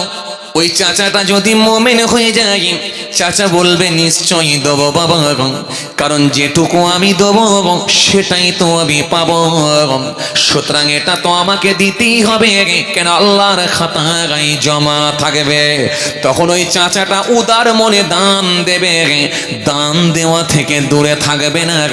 কিন্তু আমাদের সমাজে এমনও চাচা আছে, চাচাকে গিয়ে যদি বলা হয়, চাচা জলসা করছি, একটা 200 টাকা চাঁদা দাও। অনেক চাচা আছে বলে, কে বলেছিল জলসা করতে? কি হবে? এজন্য মুমিনের এটা কাজ নয় শুধু দাড়ি রাখলে হবে না, টুপি পরলে হবে না। মুমিন ব্যক্তি যদি আপনি হয়ে থাকেন, এই কোরআন হাদিসের মাপকাঠি দিয়ে মিলিয়ে দেখে নিতে হবে আপনি কতটা খাতাতে নামটা রাখতে পেরেছেন, কতটা আপনি ইসলামের কতটা আপনি ইসলাম ধর্মের একজন প্রকৃত ধার্মিক হতে পেরেছেন। এটা আপনাকে মিলিয়ে দেখে নিতে হবে। আল্লাহর কোরআন আর নবীর হাদিস দিয়ে মুমিনের খাতায় আপনার নাম আছে না নাই? আছে না? চায়ের দোকানে গিয়ে বলছে চাচা কিছু সাহায্য করো না। বলে সকালবেলা মাথা খারাপ করবি নি, গরম পানি ছিটা মারবো। কথা বলে গরম পানি ছিটা মারবো বলছে, আবার গরম রড বের করেছে বলছে একটু ছেঁকা দিতে বসে যা। মুড ঠিক নেই এখন পর্যন্ত খদ্দের আসে না। আবার নামাজ পড়ছে, দাঁড়িয়েও রেখেছে, কথা বলে না। ফের সবজি বিক্রি করতে গিয়ে আবার ভোরবেলা বিড়িও টানছে, কথা বলে। ইগো বাবাজির কথাবার্তা বলেন না রে বাবা, আপনাদের এখানে নাই, অন্যান্য জায়গায় আছে। যে হ্যাঁ আমার আল্লাহ সুন্দর করে বললেন আর একটা গুণ পাবে, এটাও কিন্তু তাদের ভেতরে থাকবে। পঞ্চম নাম্বার, 5 নম্বর হলো, দেরি হয়ে যাচ্ছে, আবার হবে ইনশাআল্লাহ। অনেক ভাই খাতা খুলে রেখেছে, দেখ আবার হবে এখন ইনশাআল্লাহ। আল্লাহ লিয়েলে আবার আলোচনা হবে। সবাই আমার জন্য দোয়া করবেন। হ্যাঁ আপনারা কষ্ট পাচ্ছেন নাকি? যাক মাশাআল্লাহ, তাহলে একটু তাকবীর দেন না, আর তাকবীর সবাই মিলে দেন না, না আর তাকবীর। এসআইআর কি ফর্ম টর্ম ফিল আপ করেননি নাকি? তো হয়ে গেছে, তো এত আসতে আওয়াজ কেন? বলে হয়ে গেছে, যে ফর্ম ফিল আপ হয়ে গেছে, মন খুলে একটু আওয়াজ দেন না। আর ভরসা আল্লাহর উপরে করেন না, ইনশাআল্লাহ কোনো চাপ নেই, ইনশাআল্লাহ সব ব্যবস্থা আল্লাহই করবে। ফেরাউনের ব্যবস্থা আল্লাহ করেছে, নমরুদের ব্যবস্থা আল্লাহ করেছে, সাদ্দাতের ব্যবস্থা আল্লাহ করেছে, আল্লাহই ব্যবস্থা করবে, চাপ নেওয়ার কিছু নেই। হ্যাঁ ধার্মিক হয়ে যেতে হবে, আল্লাহওয়ালা হয়ে গেলে ব্যবস্থা আল্লাহই করে দেবে ইনশাআল্লাহ। যেটা কেউ পারে না সেটা পারে আল্লাহ। ওয়ালাকাদ আহলাকনাল কুরুনা মিন ক্বাবলিকুম লাম্মা যালামু ওয়া জাআতুহুম রাসূলুহুম বিল বায়িনাত। এত নাকি ওমা কানু লিউমিনু কাযালিকা নাজদিল কওমাল মুজরিমিন। আমি সাহেবরা সব বসে আছে, সব ব্যবস্থা আল্লাহই করে দেবে, চাপ নিচ্ছেন কেন? আসেন ছেড়ে দেবো, ছোট করব, খেয়াল করেন। আসেন 5 নম্বরে তাদের ভিতরে আর একটা গুণ দেখবেন। এই মুমিন ব্যক্তি হলে কোন তোয়াক্কা করবে না, কোন তাদের ভিতরে ভয় ডর থাকবে না। তারা একমাত্র মুমিনের সব সময় ভরসা থাকবে আমি আল্লাহর উপরে। চাচাকে গিয়ে যদি বলা হয় চাচা নদীতে পানি ছেড়েছে, চাচা বন্যা হবে, সতর্ক বার্তা দিয়ে দিয়েছে, অ্যালার্ট করেছে, ঘোষণা দিয়েছে, চাচা পানি ছেড়েছে, রাত 2:30টার সময় ঢুকবে চাচা। ও চাচা তোমার মাটির ঘর কি করবে চাচা? চাচা বলছে পাশের বাড়ির লোকটা 2 তলা বাড়ি, ওর বাড়িতে উঠে পড়ব সোজা। তার মানে ও এখনো মুমিনের খাতায় নাম এলো না। চাচাকে গিয়ে বলে চাচা, ও চাচা শুনেছ আইলা ঝড় আসছে, বিরাট সাইক্লোন, বিরাট ঝড়। ও চাচা মারাত্মক ঝড় হবে, আজ রাত 3টে থেকে ঝড় শুরু হবে। চাচা তোমার টিনের চালের বাড়ি, ও চাচা তুমি কি করবে? চাচা সেই সময় যদি মুমিন হয়, আল্লাহওয়ালা হয়ে যায়, চাচা এক বাক্যে উত্তর দেবে বাবা আইলা ঝড় হোক, লাইলা ঝড় হোক, সুনামি হোক, বজ্রপাত হোক, ভয় আমি করি না, ভরসা আমার আল্লাহর উপরে আছে, তিনি যা করবে সেটাই হবে। কথা বুঝে আসছে? যাই হোক, 5 নম্বরটা হলো তাদের সর্বসময় ভরসা আল্লাহর উপরে থাকবে, আর দুনিয়ার কোন ব্যক্তির উপরে, কোন মানুষের উপরে কোন তাদের ভরসা থাকবে না। জি, তবে হ্যাঁ, ওসিলা অবলম্বন করার কথা বলা হয়েছে। তুমি জেনে শুনে কেন দরিয়ায় ঝাঁপ দেবে? এটা না, এটা না। তোমার ভরসা আল্লাহর উপরে থাকবে, কিন্তু নৌকার উপর দিয়ে যাবে, তাহলে পানির উপর দিয়ে হাঁটবে না, নৌকার উপর দিয়ে যাবে। হ্যাঁ, আল্লাহ নিয়ে গেলে নিশ্চয়ই তুমি পৌঁছে যাবে, ভরসা আল্লাহর উপরে থাকবে, কিন্তু নৌকার উপরে চাপবে। কথা বুঝে আসছে? ভরসা আল্লাহর উপরে রাখতে হবে। চলুন, মাশাআল্লাহ, আলহামদুলিল্লাহ।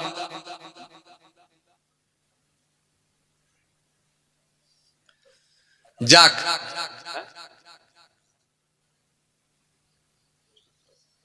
আমার হাফেজ সাহেব ভাইজান তিনি বলেছেন, আরো সব আলহামদুলিল্লাহ যোগ্য মানুষেরা সব আছেন, সবার নাম জানি না, অনেক যোগ্য মানুষেরা আছেন, হাফেজ সাহেব আছেন, মাওলানা সাহেব ভাইরা আছেন, হ্যাঁ, মাদ্রাসার উস্তাদ আলহামদুলিল্লাহ, যোগ্য মানুষ আলহামদুলিল্লাহ। আরো মাশাআল্লাহ উস্তাদ ওই মাদ্রাসার আমাদের কেসিয়া সাহেব, মাস্টার সাহেব, মাশাআল্লাহ উচ্চ শিক্ষিত মানুষ, অনেক মাশাআল্লাহ যোগ্য ব্যক্তিরা আছেন আলহামদুলিল্লাহ। এবং মাদ্রাসার এই মাশাআল্লাহ ছাত্ররা আছেন আলহামদুলিল্লাহ, এবং হাফেজে কোরআন যারা হয়ে গেছেন, আল্লাহর কোরআনকে যারা মুখস্থ করেছেন তেনারাও আছেন, আল্লাহর শুকর আলহামদুলিল্লাহ। তো বাবাজি, আমার ভাইরা বড় আশা করে বলেছেন, জি আমি খুব বেশি নেব না, অল্প সময় দুই একটি কথা আলোচনা করেছি। বাবাজি, আগামী বছরে এই জলসা হোক, এটা আপনারা সবাই চান তো নাকি? কথা বলেন, চান তো নাকি? যারা চান না হাত তোলেন।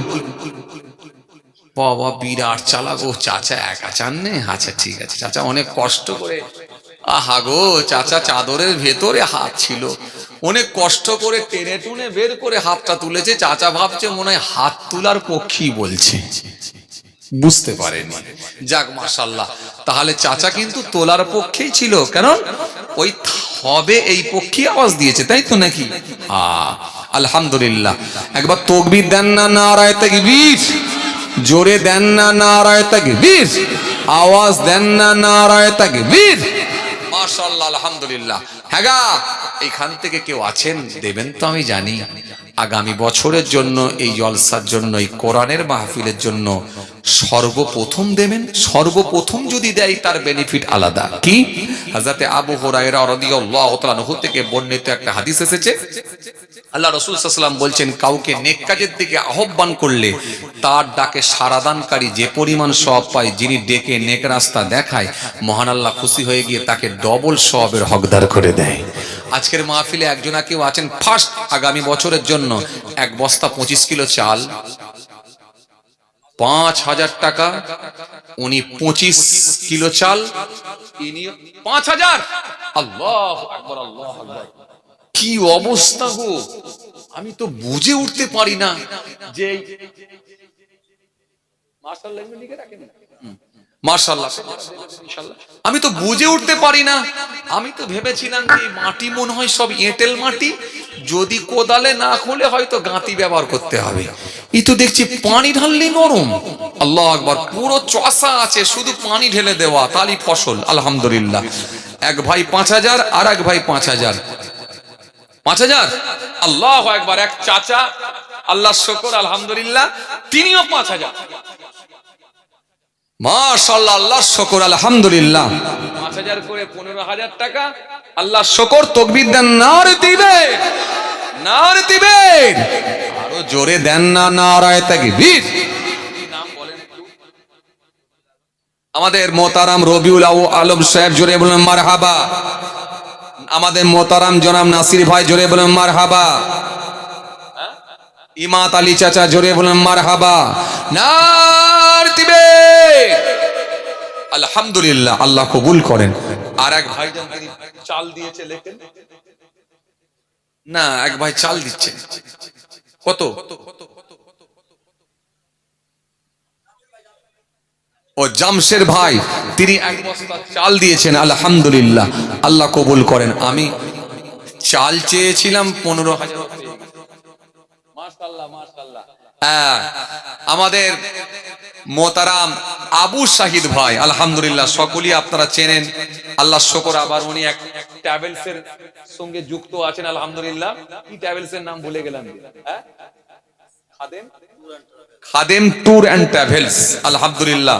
মক্কা শরীফ, আল্লাহর কাবা বাইতুল্লাহ এবং নবীর দরবারের মেহমান হয়ে যেনারা যান ইনাদের মাধ্যম দিয়ে। আল্লাহ শুকর, আমি এবারে ইনাদের মাধ্যম দিয়ে গিয়েছিলাম। আমি গিয়েছিলাম, আমার বড় ভাইজান ছিল এবং আমার আব্বাজান হুজুর কেবলাও ছিল। আল্লাহ শুকর, আপনারা জানেন হয়তো, খুব ভালো লেগেছে এবং অত্যন্ত ভালো পরিষেবা, অত্যন্ত ভালো পরিষেবা। একেবারে আপনারা টেনশন মুক্ত যারা থাকতে চান যেতে পারেন, টেনশন মুক্ত যারা থাকতে চান যেতে পারেন ইনশাআল্লাহ। আর কিছু বলার নাই, অত্যন্ত ভালো পরিষেবা। আল্লাহ শুকর, সব সময় মানুষের পাশে, হাজী সাহেবদের পাশে সব সময় খোঁজ খবর নেওয়া, এইটাই তো দরকার। অনেক বয়স্ক মানুষেরা থাকে, কথা ঠিক কিনা ভুল বলে, কার কখন কি প্রয়োজন পড়ে যায়। অনেক সাধারণ একেবারে গোলা মানুষ থাকে, গ্রাম্য এলাকার মানুষগুলো অনেক থাকে, প্রত্যন্ত গ্রামের মানুষেরা থাকে, অনেক সময় তারা থেকে কিছু খুঁজে পায় না। আর সেই সময় যদি একবার সেই আপনার মুআল্লিম যদি না থাকে তাহলে খুব কি বলে অসুবিধা ফিল করে। তো আলহামদুলিল্লাহ সর্বসময় তেনারা হাজী সাহেবদের পাশে থেকেছিলেন। আলহামদুলিল্লাহ অত্যন্ত ভালো পরিষেবা দিয়েছেন। আল্লাহ শুকর, সব দিক দিয়ে বলতে গেলে অনেক সময় লেগে যায়, আর সামনে বলাটা অত ঠিকও নাই। তো আলহামদুলিল্লাহ যেটুকু বলছিলাম যে খুব ভালো মানুষ, খুবই ভালো মানুষ। এবং আর একটা হচ্ছে, উনি এত সুন্দর গজল বলেন, আমি অবাক হয়ে গেছি, এত ভালো গজল বলে। আজকে যদি একটা সময় থাকে একটা গজল বলতে বলবো আমি ওনাকে, খুব ভালো গজল বলেন, জান ঠান্ডা হয়ে যাবে আলহামদুলিল্লাহ। তো যাই হোক ভাইজান, মাশাআল্লাহ এক বস্তা চাল হয়েছে। আচ্ছা আলহামদুলিল্লাহ। আর তিনজনা 5,000 করে দিয়েছেন, 15,000 টাকা। আচ্ছা এর ভেতর থেকে আর একজনা কেউ এক বস্তা চাল বলেন। মাশাআল্লাহ আর এক চাচাজি আলহামদুলিল্লাহ এক বস্তা চাল, আল্লাহ শুকর আলহামদুলিল্লাহ। আমাদের শাহজাহান সাহেব তিনিও এক বস্তা 25 কিলো চাল দিবেন, আল্লাহ কবুল করেন। তাকবীর দেন না, নারায়ে তাকবীর, আরো জোরে দেন না, নারায়ে তাকবীর, আওয়াজ দেন না, নারায়ে তাকবীর, জোরে দেন না, নারায়ে তাকবীর। আমাদের শাহজাহান সাহেব জোরে বলেন মারহাবা, নারায়ে তাকবীর, আল্লাহ কবুল করেন। 2 বস্তা হয়েছে। আর একজনা কেউ বলেন এক বস্তা চাল। মাশাআল্লাহ এই সামনে থেকে আলহামদুলিল্লাহ এক বস্তা। আর ওইখান থেকে এক চাচা মনে হয়, সম্ভবত বয়স্ক মানুষ, সম্ভবত মনে হচ্ছে ওইখান থেকে দেখেন আমাদের মোতারাম কালু চাচা, তাই তো নাকি? আলহামদুলিল্লাহ শেখ শফিউদ্দিন সাহেব, তিনিও এক বস্তা, তার মানে 1 কুইন্টাল চাল হয়ে গেছে, হয়ে যাবে ইনশাআল্লাহ। মইনুর ভাই তিনিও দেবেন আলহামদুলিল্লাহ, আল্লাহ কবুল করেন। তাকবীর দেন, নারায়ে তাকবীর। একটু চেপে চেপে চলে আসেন, একটু চেপে চেপে চলে আসেন বাবাজি।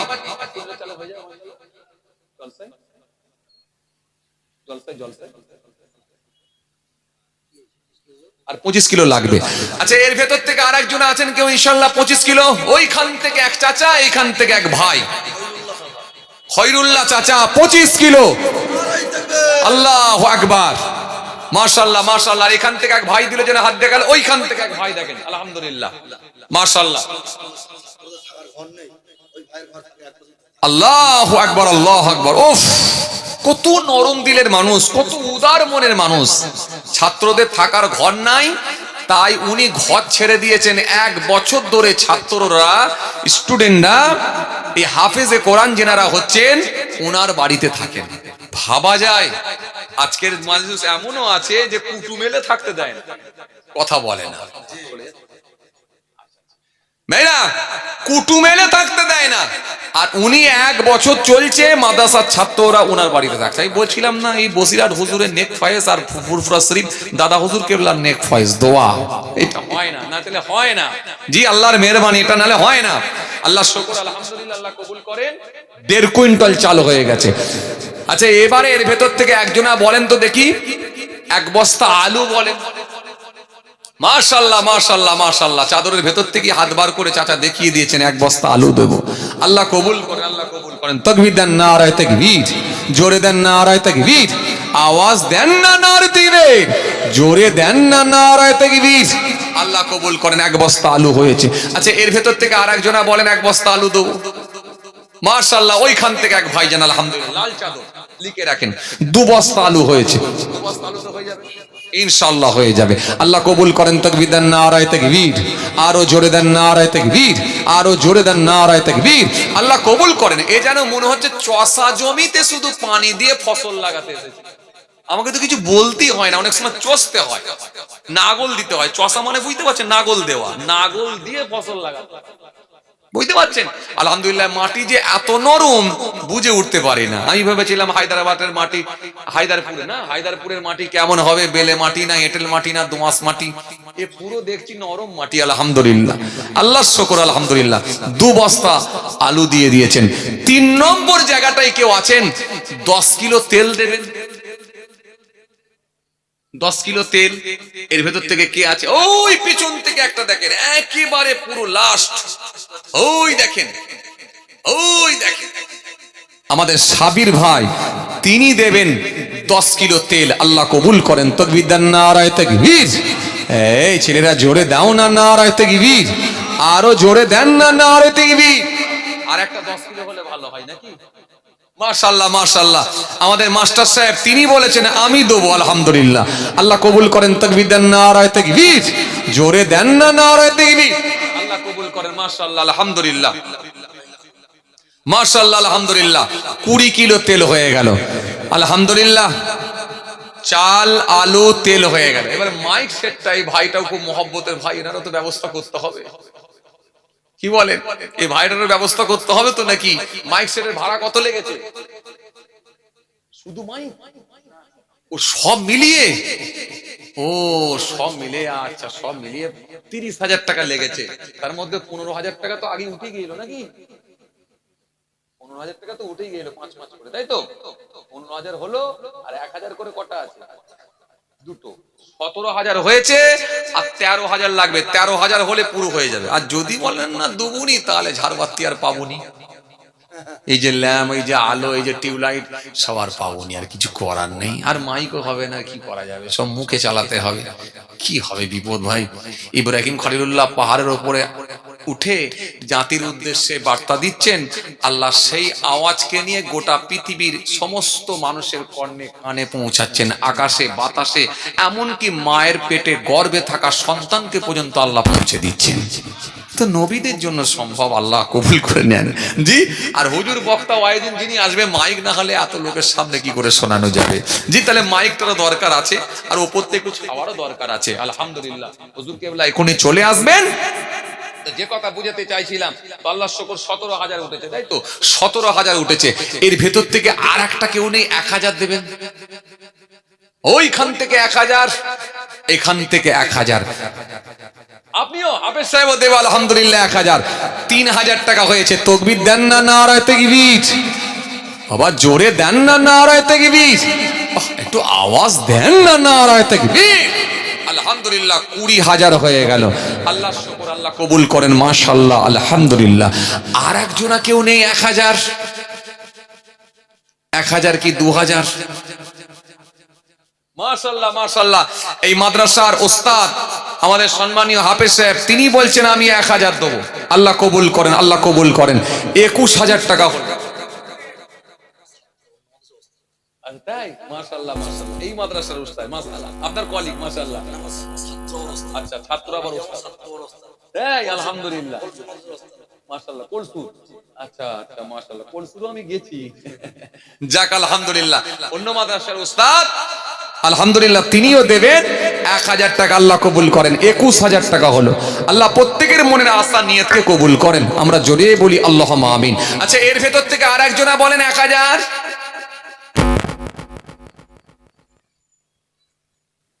আর হবে না? আপনি আমাদের ইউটিউবার ভাই, তাই তো নাকি? রাজু গায়েন ভাই। হ্যাঁ, ঈদ দিয়েছেন যখন একটু প্রচার আমি করে দেবই। কি নামটা জানো আপনার? রাজু গায়েন ভাই, তাই তো? কি আপনার চ্যানেলের নাম? এমডি নূর 24। সাবস্ক্রাইব করে রাখবেন, ব্যাস হু করে আপনারা পেয়ে যাবেন, তাই তো নাকি? আমাদের এমডি নূর 24। কি ভাইয়ের নাম জানো? রাজু গায়েন ভাই। তিনি 1,000 টাকা, 22,000 হয়েছে। আলহামদুলিল্লাহ।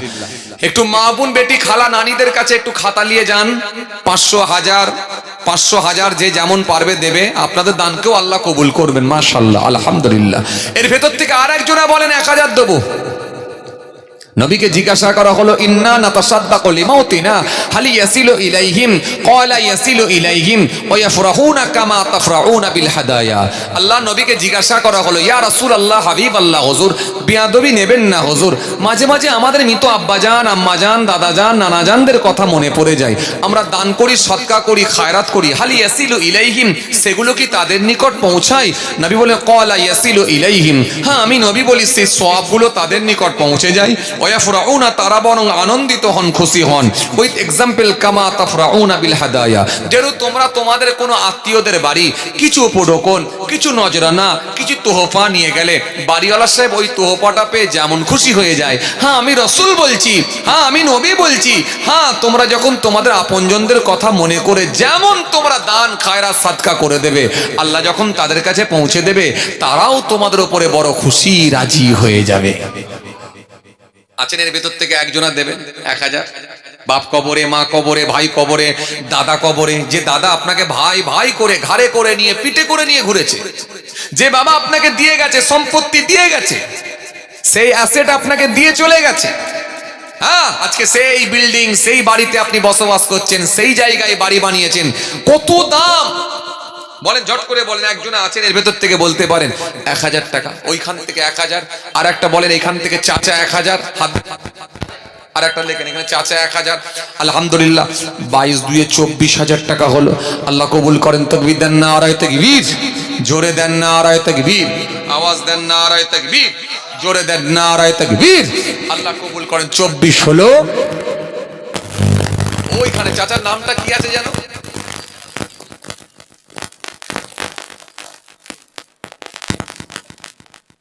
এইখানে চাচা যে এই সামনেটা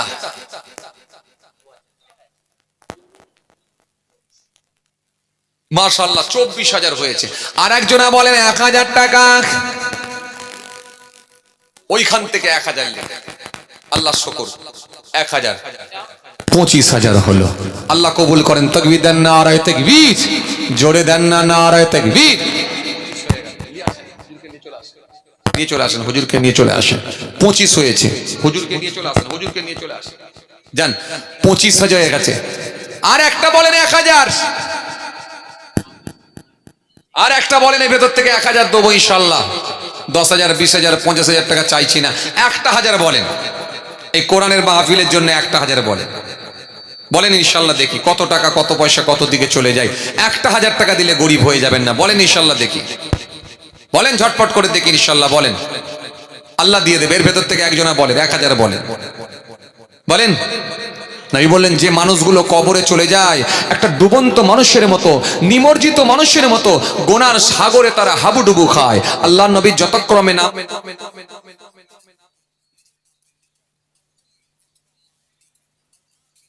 বেগুনা নাই যেনাকে আল্লাহ পাক বেগুনা মাসুম করে, সকলের জন্য উস্তাদ করে, সকলের জন্য লিডার করে, সকলের জন্য টিচার করে, সমস্ত রকমের জ্ঞান দিয়ে জ্ঞানান্বিত করে এই পৃথিবীর জমিনে আল্লাহ ভালোবেসে তিনাকে প্রেরণ করেছিলেন।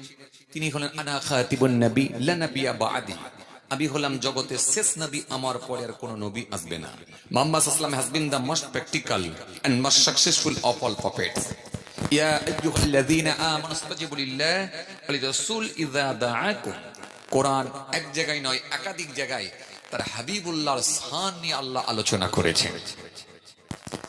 সেই হাবিবুল্লাহকে ভালোবেসে আজকে দোয়ার মাহফিল। আল্লাহ পাক তিনার কিছু গুনাহগার বান্দাদেরকে আমাদের সকলকে আল্লাহ ভালোবেসে এরকম একটা পবিত্র মাহফিলে বসার সুযোগ করে দিয়েছেন। আমরা যতক্ষণ এখানে বসে থাকব নিশ্চিতভাবে আমরা সওয়াবের হকদার হব। আমার আল্লাহ পাক আমাদেরকে সওয়াব দেবেন বলে তিনি ওয়াদা দিয়েছেন। নিশ্চিতভাবে আমরা সওয়াব পাবো। এই সওয়াব থেকে নেকি থেকে কিন্তু আমার আল্লাহ আমাদেরকে বঞ্চিত করবেন না।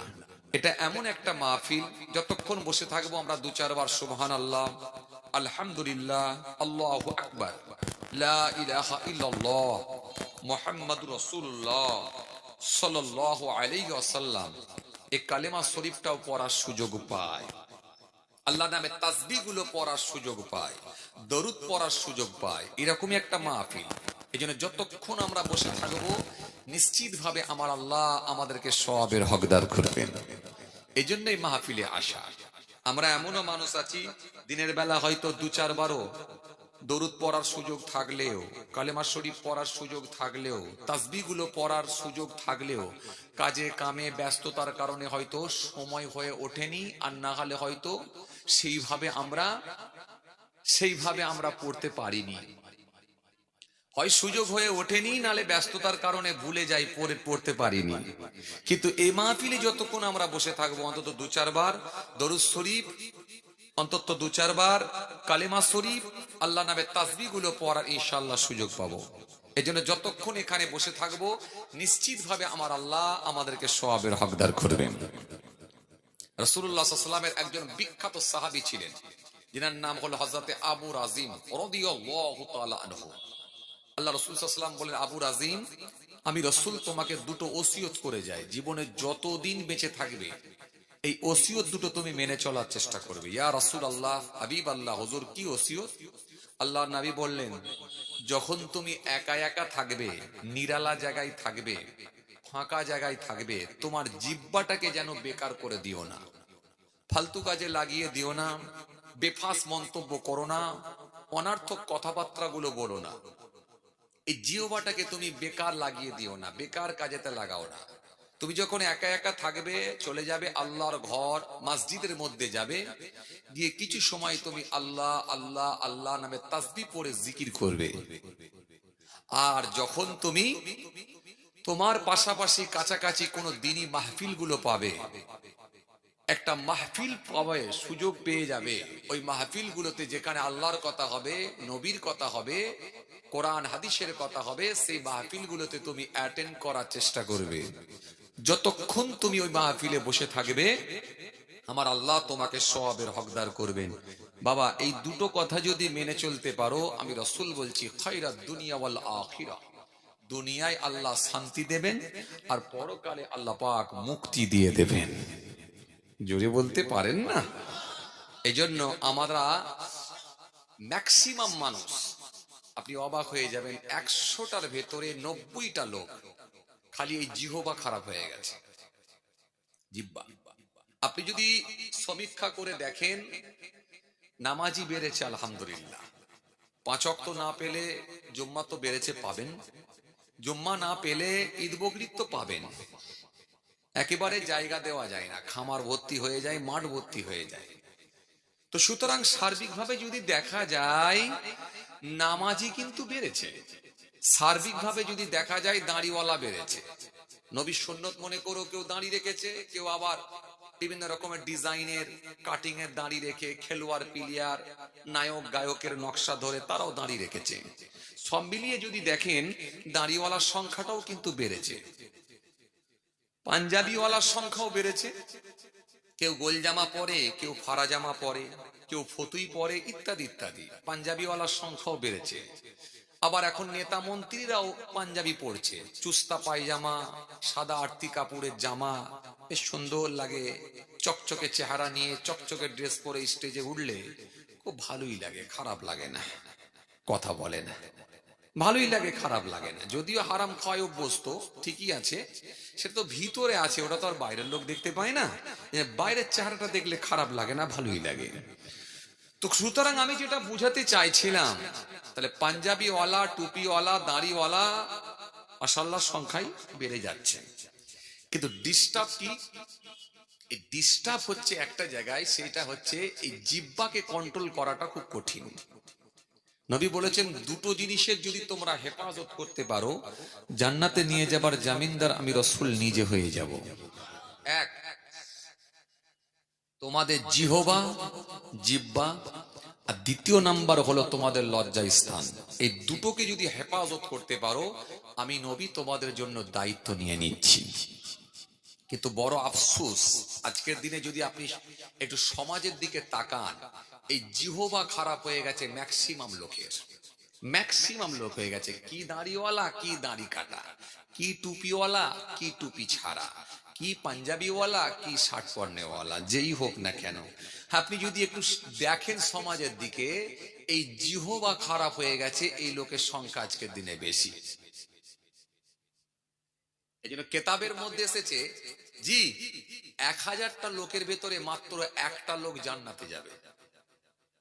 1000টা লোকের ভেতরে মাত্র একটা লোক জান্নাতে যাবে। 1000টা লোকের ভিতরে যদি একটা লোক জান্নাতে যায়, 10,000টা লোকের ভেতরে তাহলে কটা জান্নাতে যাবে? 10টা যাবে। 10,000টা লোকের ভেতরে যদি 10টা জান্নাতে যায়, তাহলে জাহান্নামে যাবে কটা?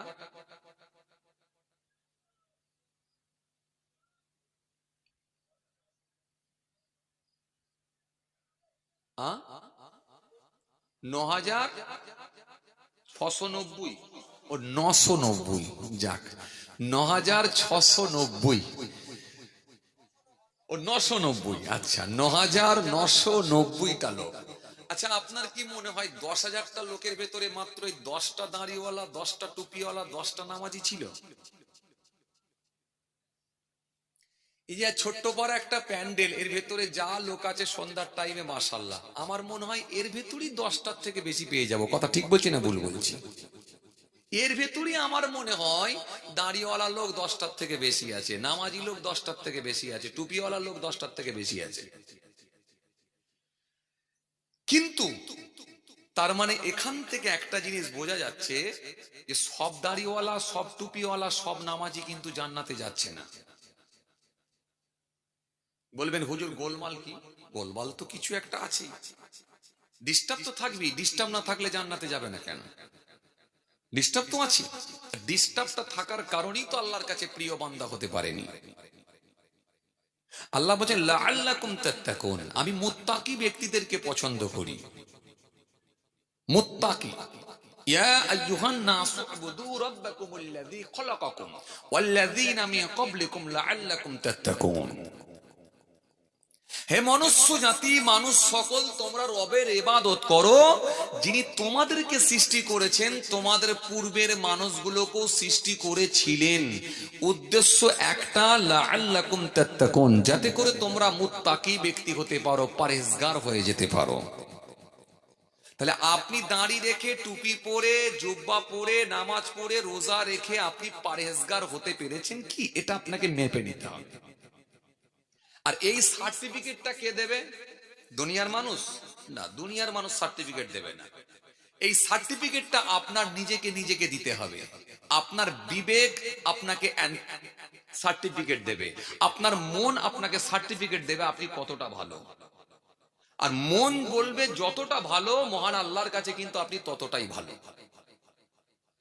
কথা কিছু বুঝতে পারেননি? দুনিয়ার মানুষ আপনাকে ভালো বললো কি খারাপ বললো, কি বললো না বললো, ওসব ডাস্টবিনে ফেলে দেন। দুনিয়ার মানুষের কথার কোনো ভ্যালু নেই, কোনো গুরুত্ব নেই। যতদিন আপনি তার মনের মতো হয়ে থাকবেন, আপনাকে নিয়ে অনেক তোয়াজ করবে, অনেক নাম করবে। আর একদিন যদি তার মনের উল্টো হয়ে যায়, তার সঙ্গে আপনি শত্রু হয়ে যাবে, আপনার সঙ্গে শত্রুতার সম্পর্ক হয়ে যাবে, আপনার সঙ্গে মনোমালিন্যর জায়গা তৈরি হবে, তখন কিন্তু আপনি তার কাছে আর প্রিয় থাকবেন না। আপনার কারখানায় 10টা ছেলে আছে, তার ভেতর থেকে একটা ছেলে ছিটকে গেছে, ওই কারখানায় আর কাজ করে না, চলে গেছে। ওই ছেলেটা তখন, ওই ছেলেটা চলে যাওয়ার পরে কিন্তু ওই ছেলেটার কাছে কিন্তু আর কোম্পানি ভালো নেই। কথা কিছু বুঝতে পারছেন? যে কোম্পানির কাছে 3 বছর কাজ করলো, সেই কোম্পানির কোম্পানি সেই ছেলেটার কাছে খারাপ হয়ে গেল। কেন? আজকে সেই ছেলেটা আর ওখানে নাই বলে। কথা কিছু বুঝতে পারেন? তো সুতরাং যদি সে ভালো না হতো, তাহলে 9 বছর, এই তুমি 3 বছর তাহলে থাকলে কি? তো এই চলে যাওয়ার পরেই কিন্তু আপনার কাছে সে আপনার বিরোধিতা করবে, আপনার সঙ্গে তার মনোমালিন্য জায়গা তৈরি হবে। এটাই হচ্ছে ব্যাপার, এটাই ব্যাপার। তো আপনাকে আমি এই জন্য বুঝাতে চাইছি যেটা, যে আপনার দুনিয়ার মানুষ কে ভালো বললো, কে মন্দ বললো, কে খারাপ বললো, ওসব কথা ডাস্টবিনে ছুড়ে দিয়ে আপনি কতটা ভালো হতে পেরেছেন নিজের বিবেককে কোশ্চেন করুন। রাতের বেলায় যখন বিছানায় শয়ন করবেন, শুয়ে পড়বেন, সকালে যখন ঘুম থেকে উঠবেন, সকাল থেকে নিয়ে রাত পর্যন্ত সারাদিনের কর্মসূচি কি ছিল, এই ভাউচারটা একটু চেক করবেন। কথা কিছু বুঝতে পারেননি? ভাউচারটা যখন চেক করে দেখবেন, লিস্ট যখন ঠিক থাকবে, জানবেন ঠিক আছে। আর ভাউচার যদি গোলমাল হয়, যত দাঁড়ি থাক, টুপি থাক, জুব্বা থাক, ভাউচার যদি খারাপ হয়ে যায়, জানবেন গোলমাল হলো, খারাপ হয়ে গেল। আর এই জন্য রাসূলুল্লাহ সাল্লাল্লাহু আলাইহি ওয়াসাল্লাম বলেছেন, নবীকে জিজ্ঞাসা করা হলো আইয়ুন নাসি আকরামু, ক্বালা আকরামুহুম ইনদাল্লাহি আতকাকুম। ওয়াল্লাহ, নবী বিয়াদবি নেবেন না হুজুর, আল্লাহর কাছে সম্মানীয় ব্যক্তি কে? নবী বললেন, সেই ব্যক্তিটাই আল্লাহর কাছে সম্মানীয় ব্যক্তি যে লোকটা সবথেকে বেশি পরহেজগার হয়ে গেছে, তাকওয়াওয়ালা হয়ে গেছে।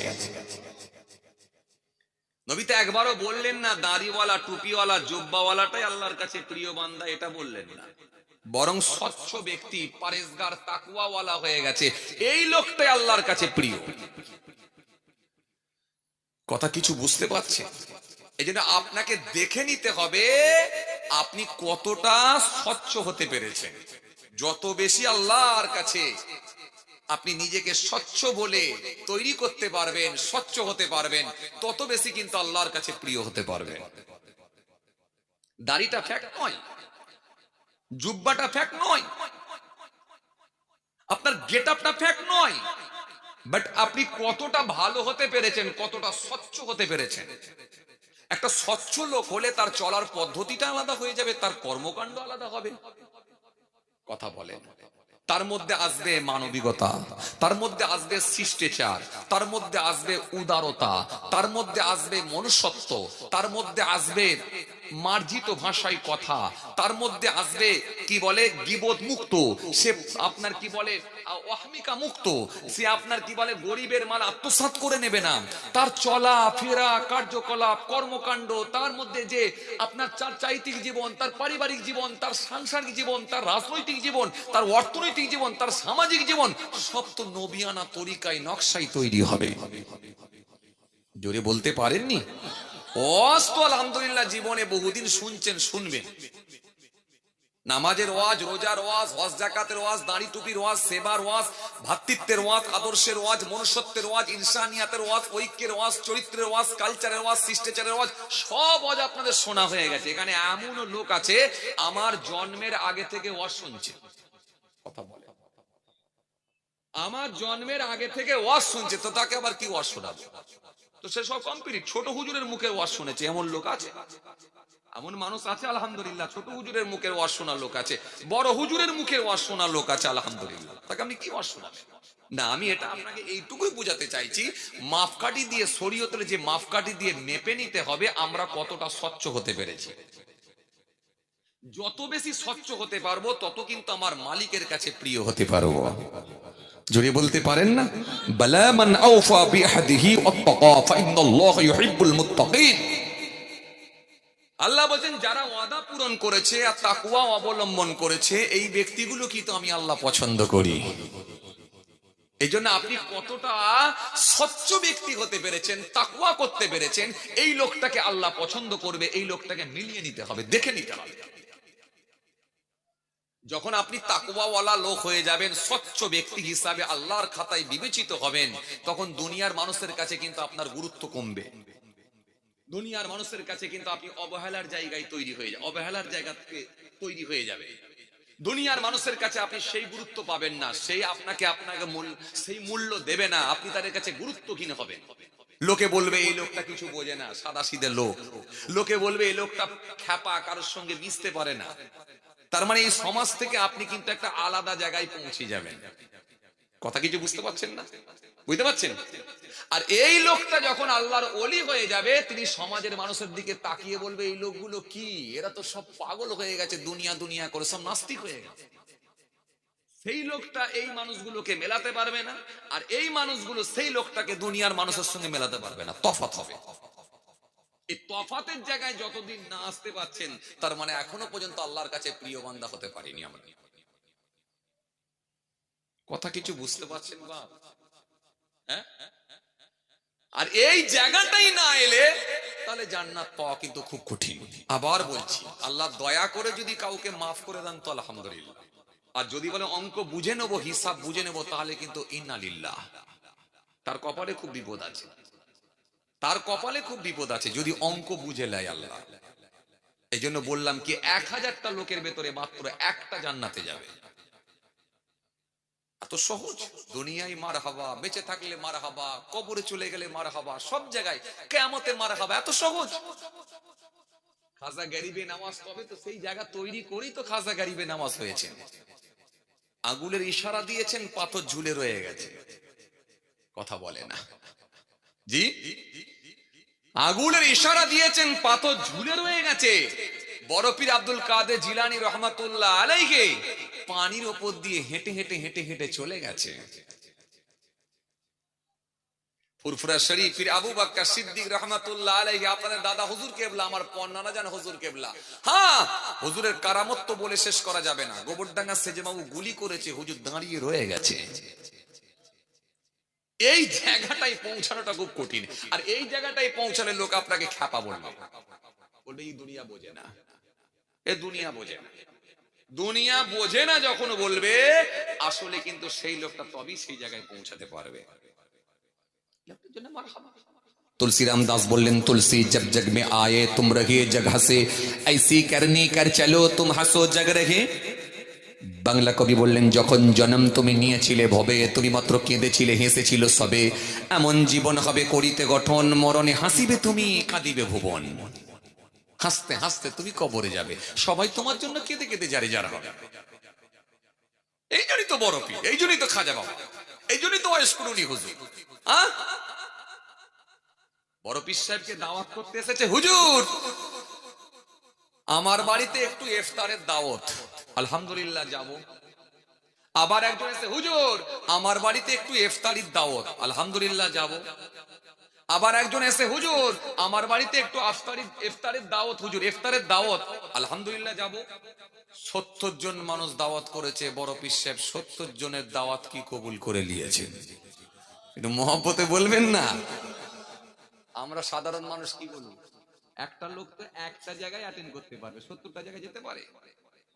আরে বাবা, আধ্যাত্মিক জগতের মানুষ যে ইলমে লাদুন্নি হাসিল করেছে, তার সঙ্গে আমার সঙ্গে মেলালে হবে? আমি তো দুনিয়াদার লোক।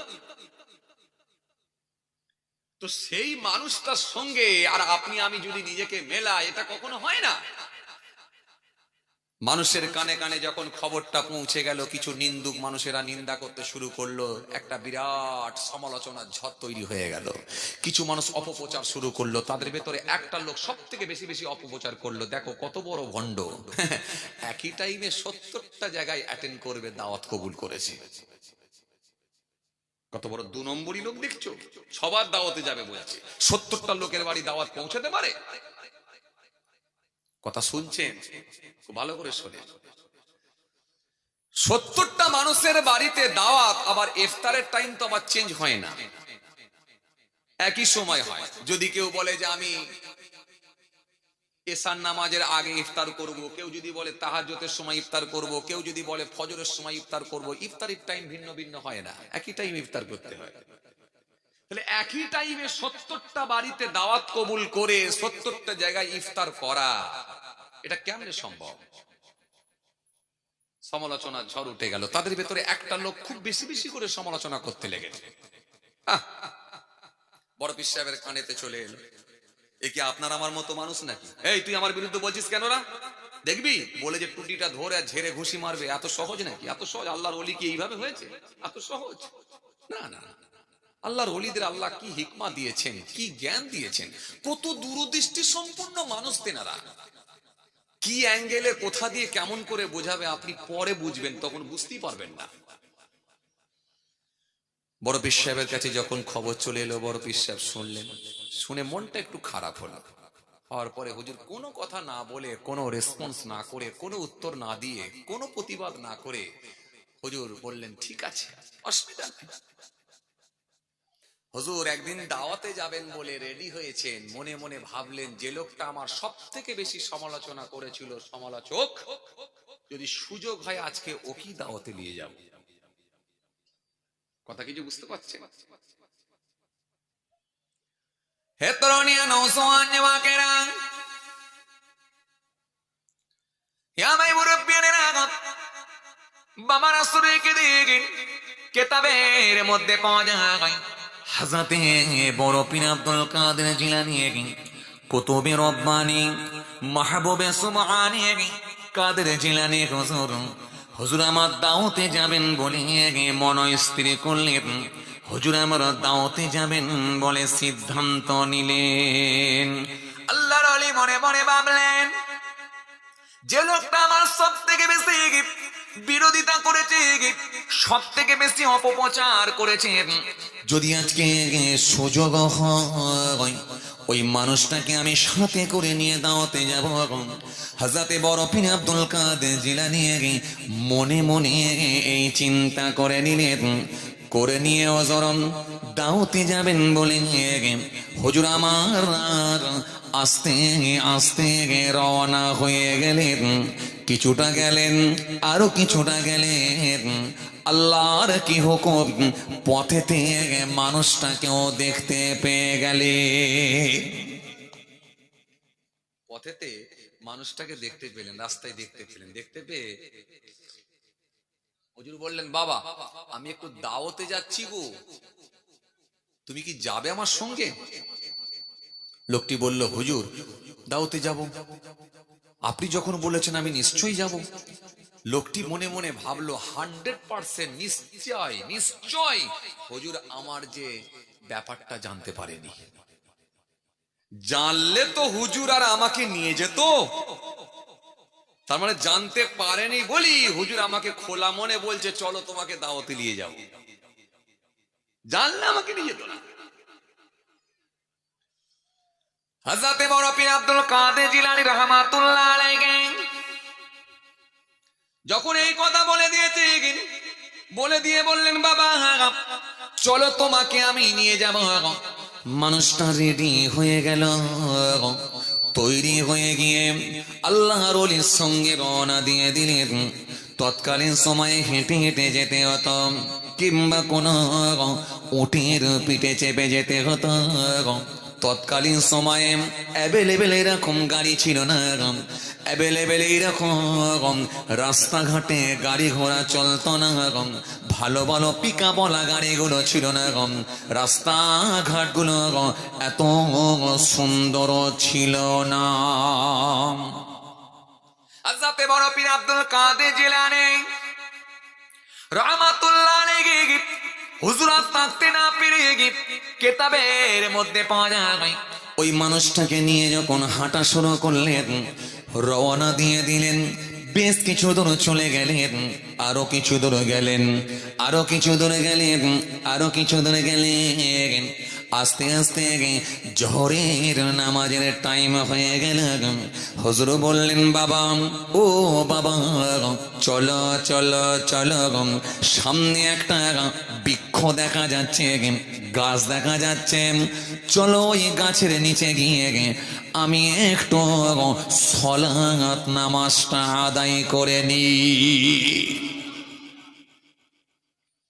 সালাত নামাজ আল্লাহর কাছে সবথেকে যোগাযোগের উত্তম মাধ্যম হলো সালাত। আসসালাতু ইমাদুদ্দিন, মান আকামা ফাকাদ আকামাদ্দিন ওয়া মান তারাকাহা ফাকাদ হাদামাদ্দিন। নামাজ হলো ধর্মের খুঁটি, নামাজ হলো দ্বীনের খুঁটি। যে নামাজ কায়েম করেছে সে যেন দ্বীন কায়েম করেছে, যে নামাজ ছেড়ে দিল সে যেন দ্বীনকে ধ্বংস করলো, দ্বীনকে খতম করলো, দ্বীনকে শেষ করলো। যে ব্যক্তি আমার দ্বীনকে সাহায্য করবে, আমি আল্লাহ কথা দিচ্ছি তাকে সাহায্য করব। নিশ্চয় নামাজ সমস্ত রকমের অশ্লীলতা, খারাপ কাজ থেকে মানুষকে দূরে রাখবে। হুজুর নামাজ পড়বেন, বৃক্ষের নিচে গাছের নিচে গিয়ে নামাজ পড়ছেন।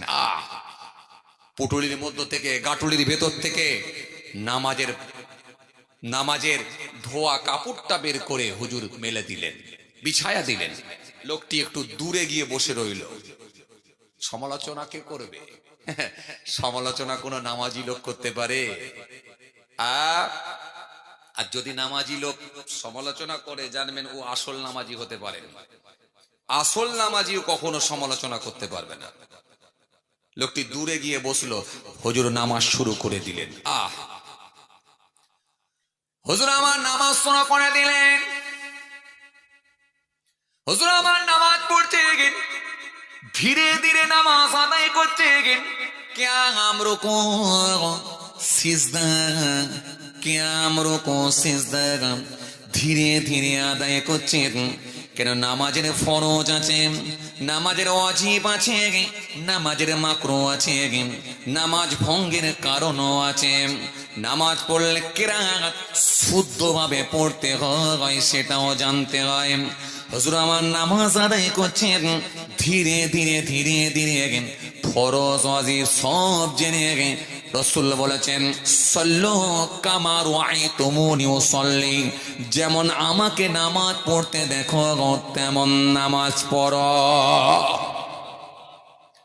হুজুর আমার নামাজ আদায় করছেন, কিতাবের মধ্যে পাওয়া যায় হযরতে বড় পীর আব্দুল কাদের জিলানী কুতুবে রব্বানী মাহবুবে সুবহানী হুজুর আমার নামাজ আদায় করলেন, নামাজের সমাপ্তি ঘটালেন।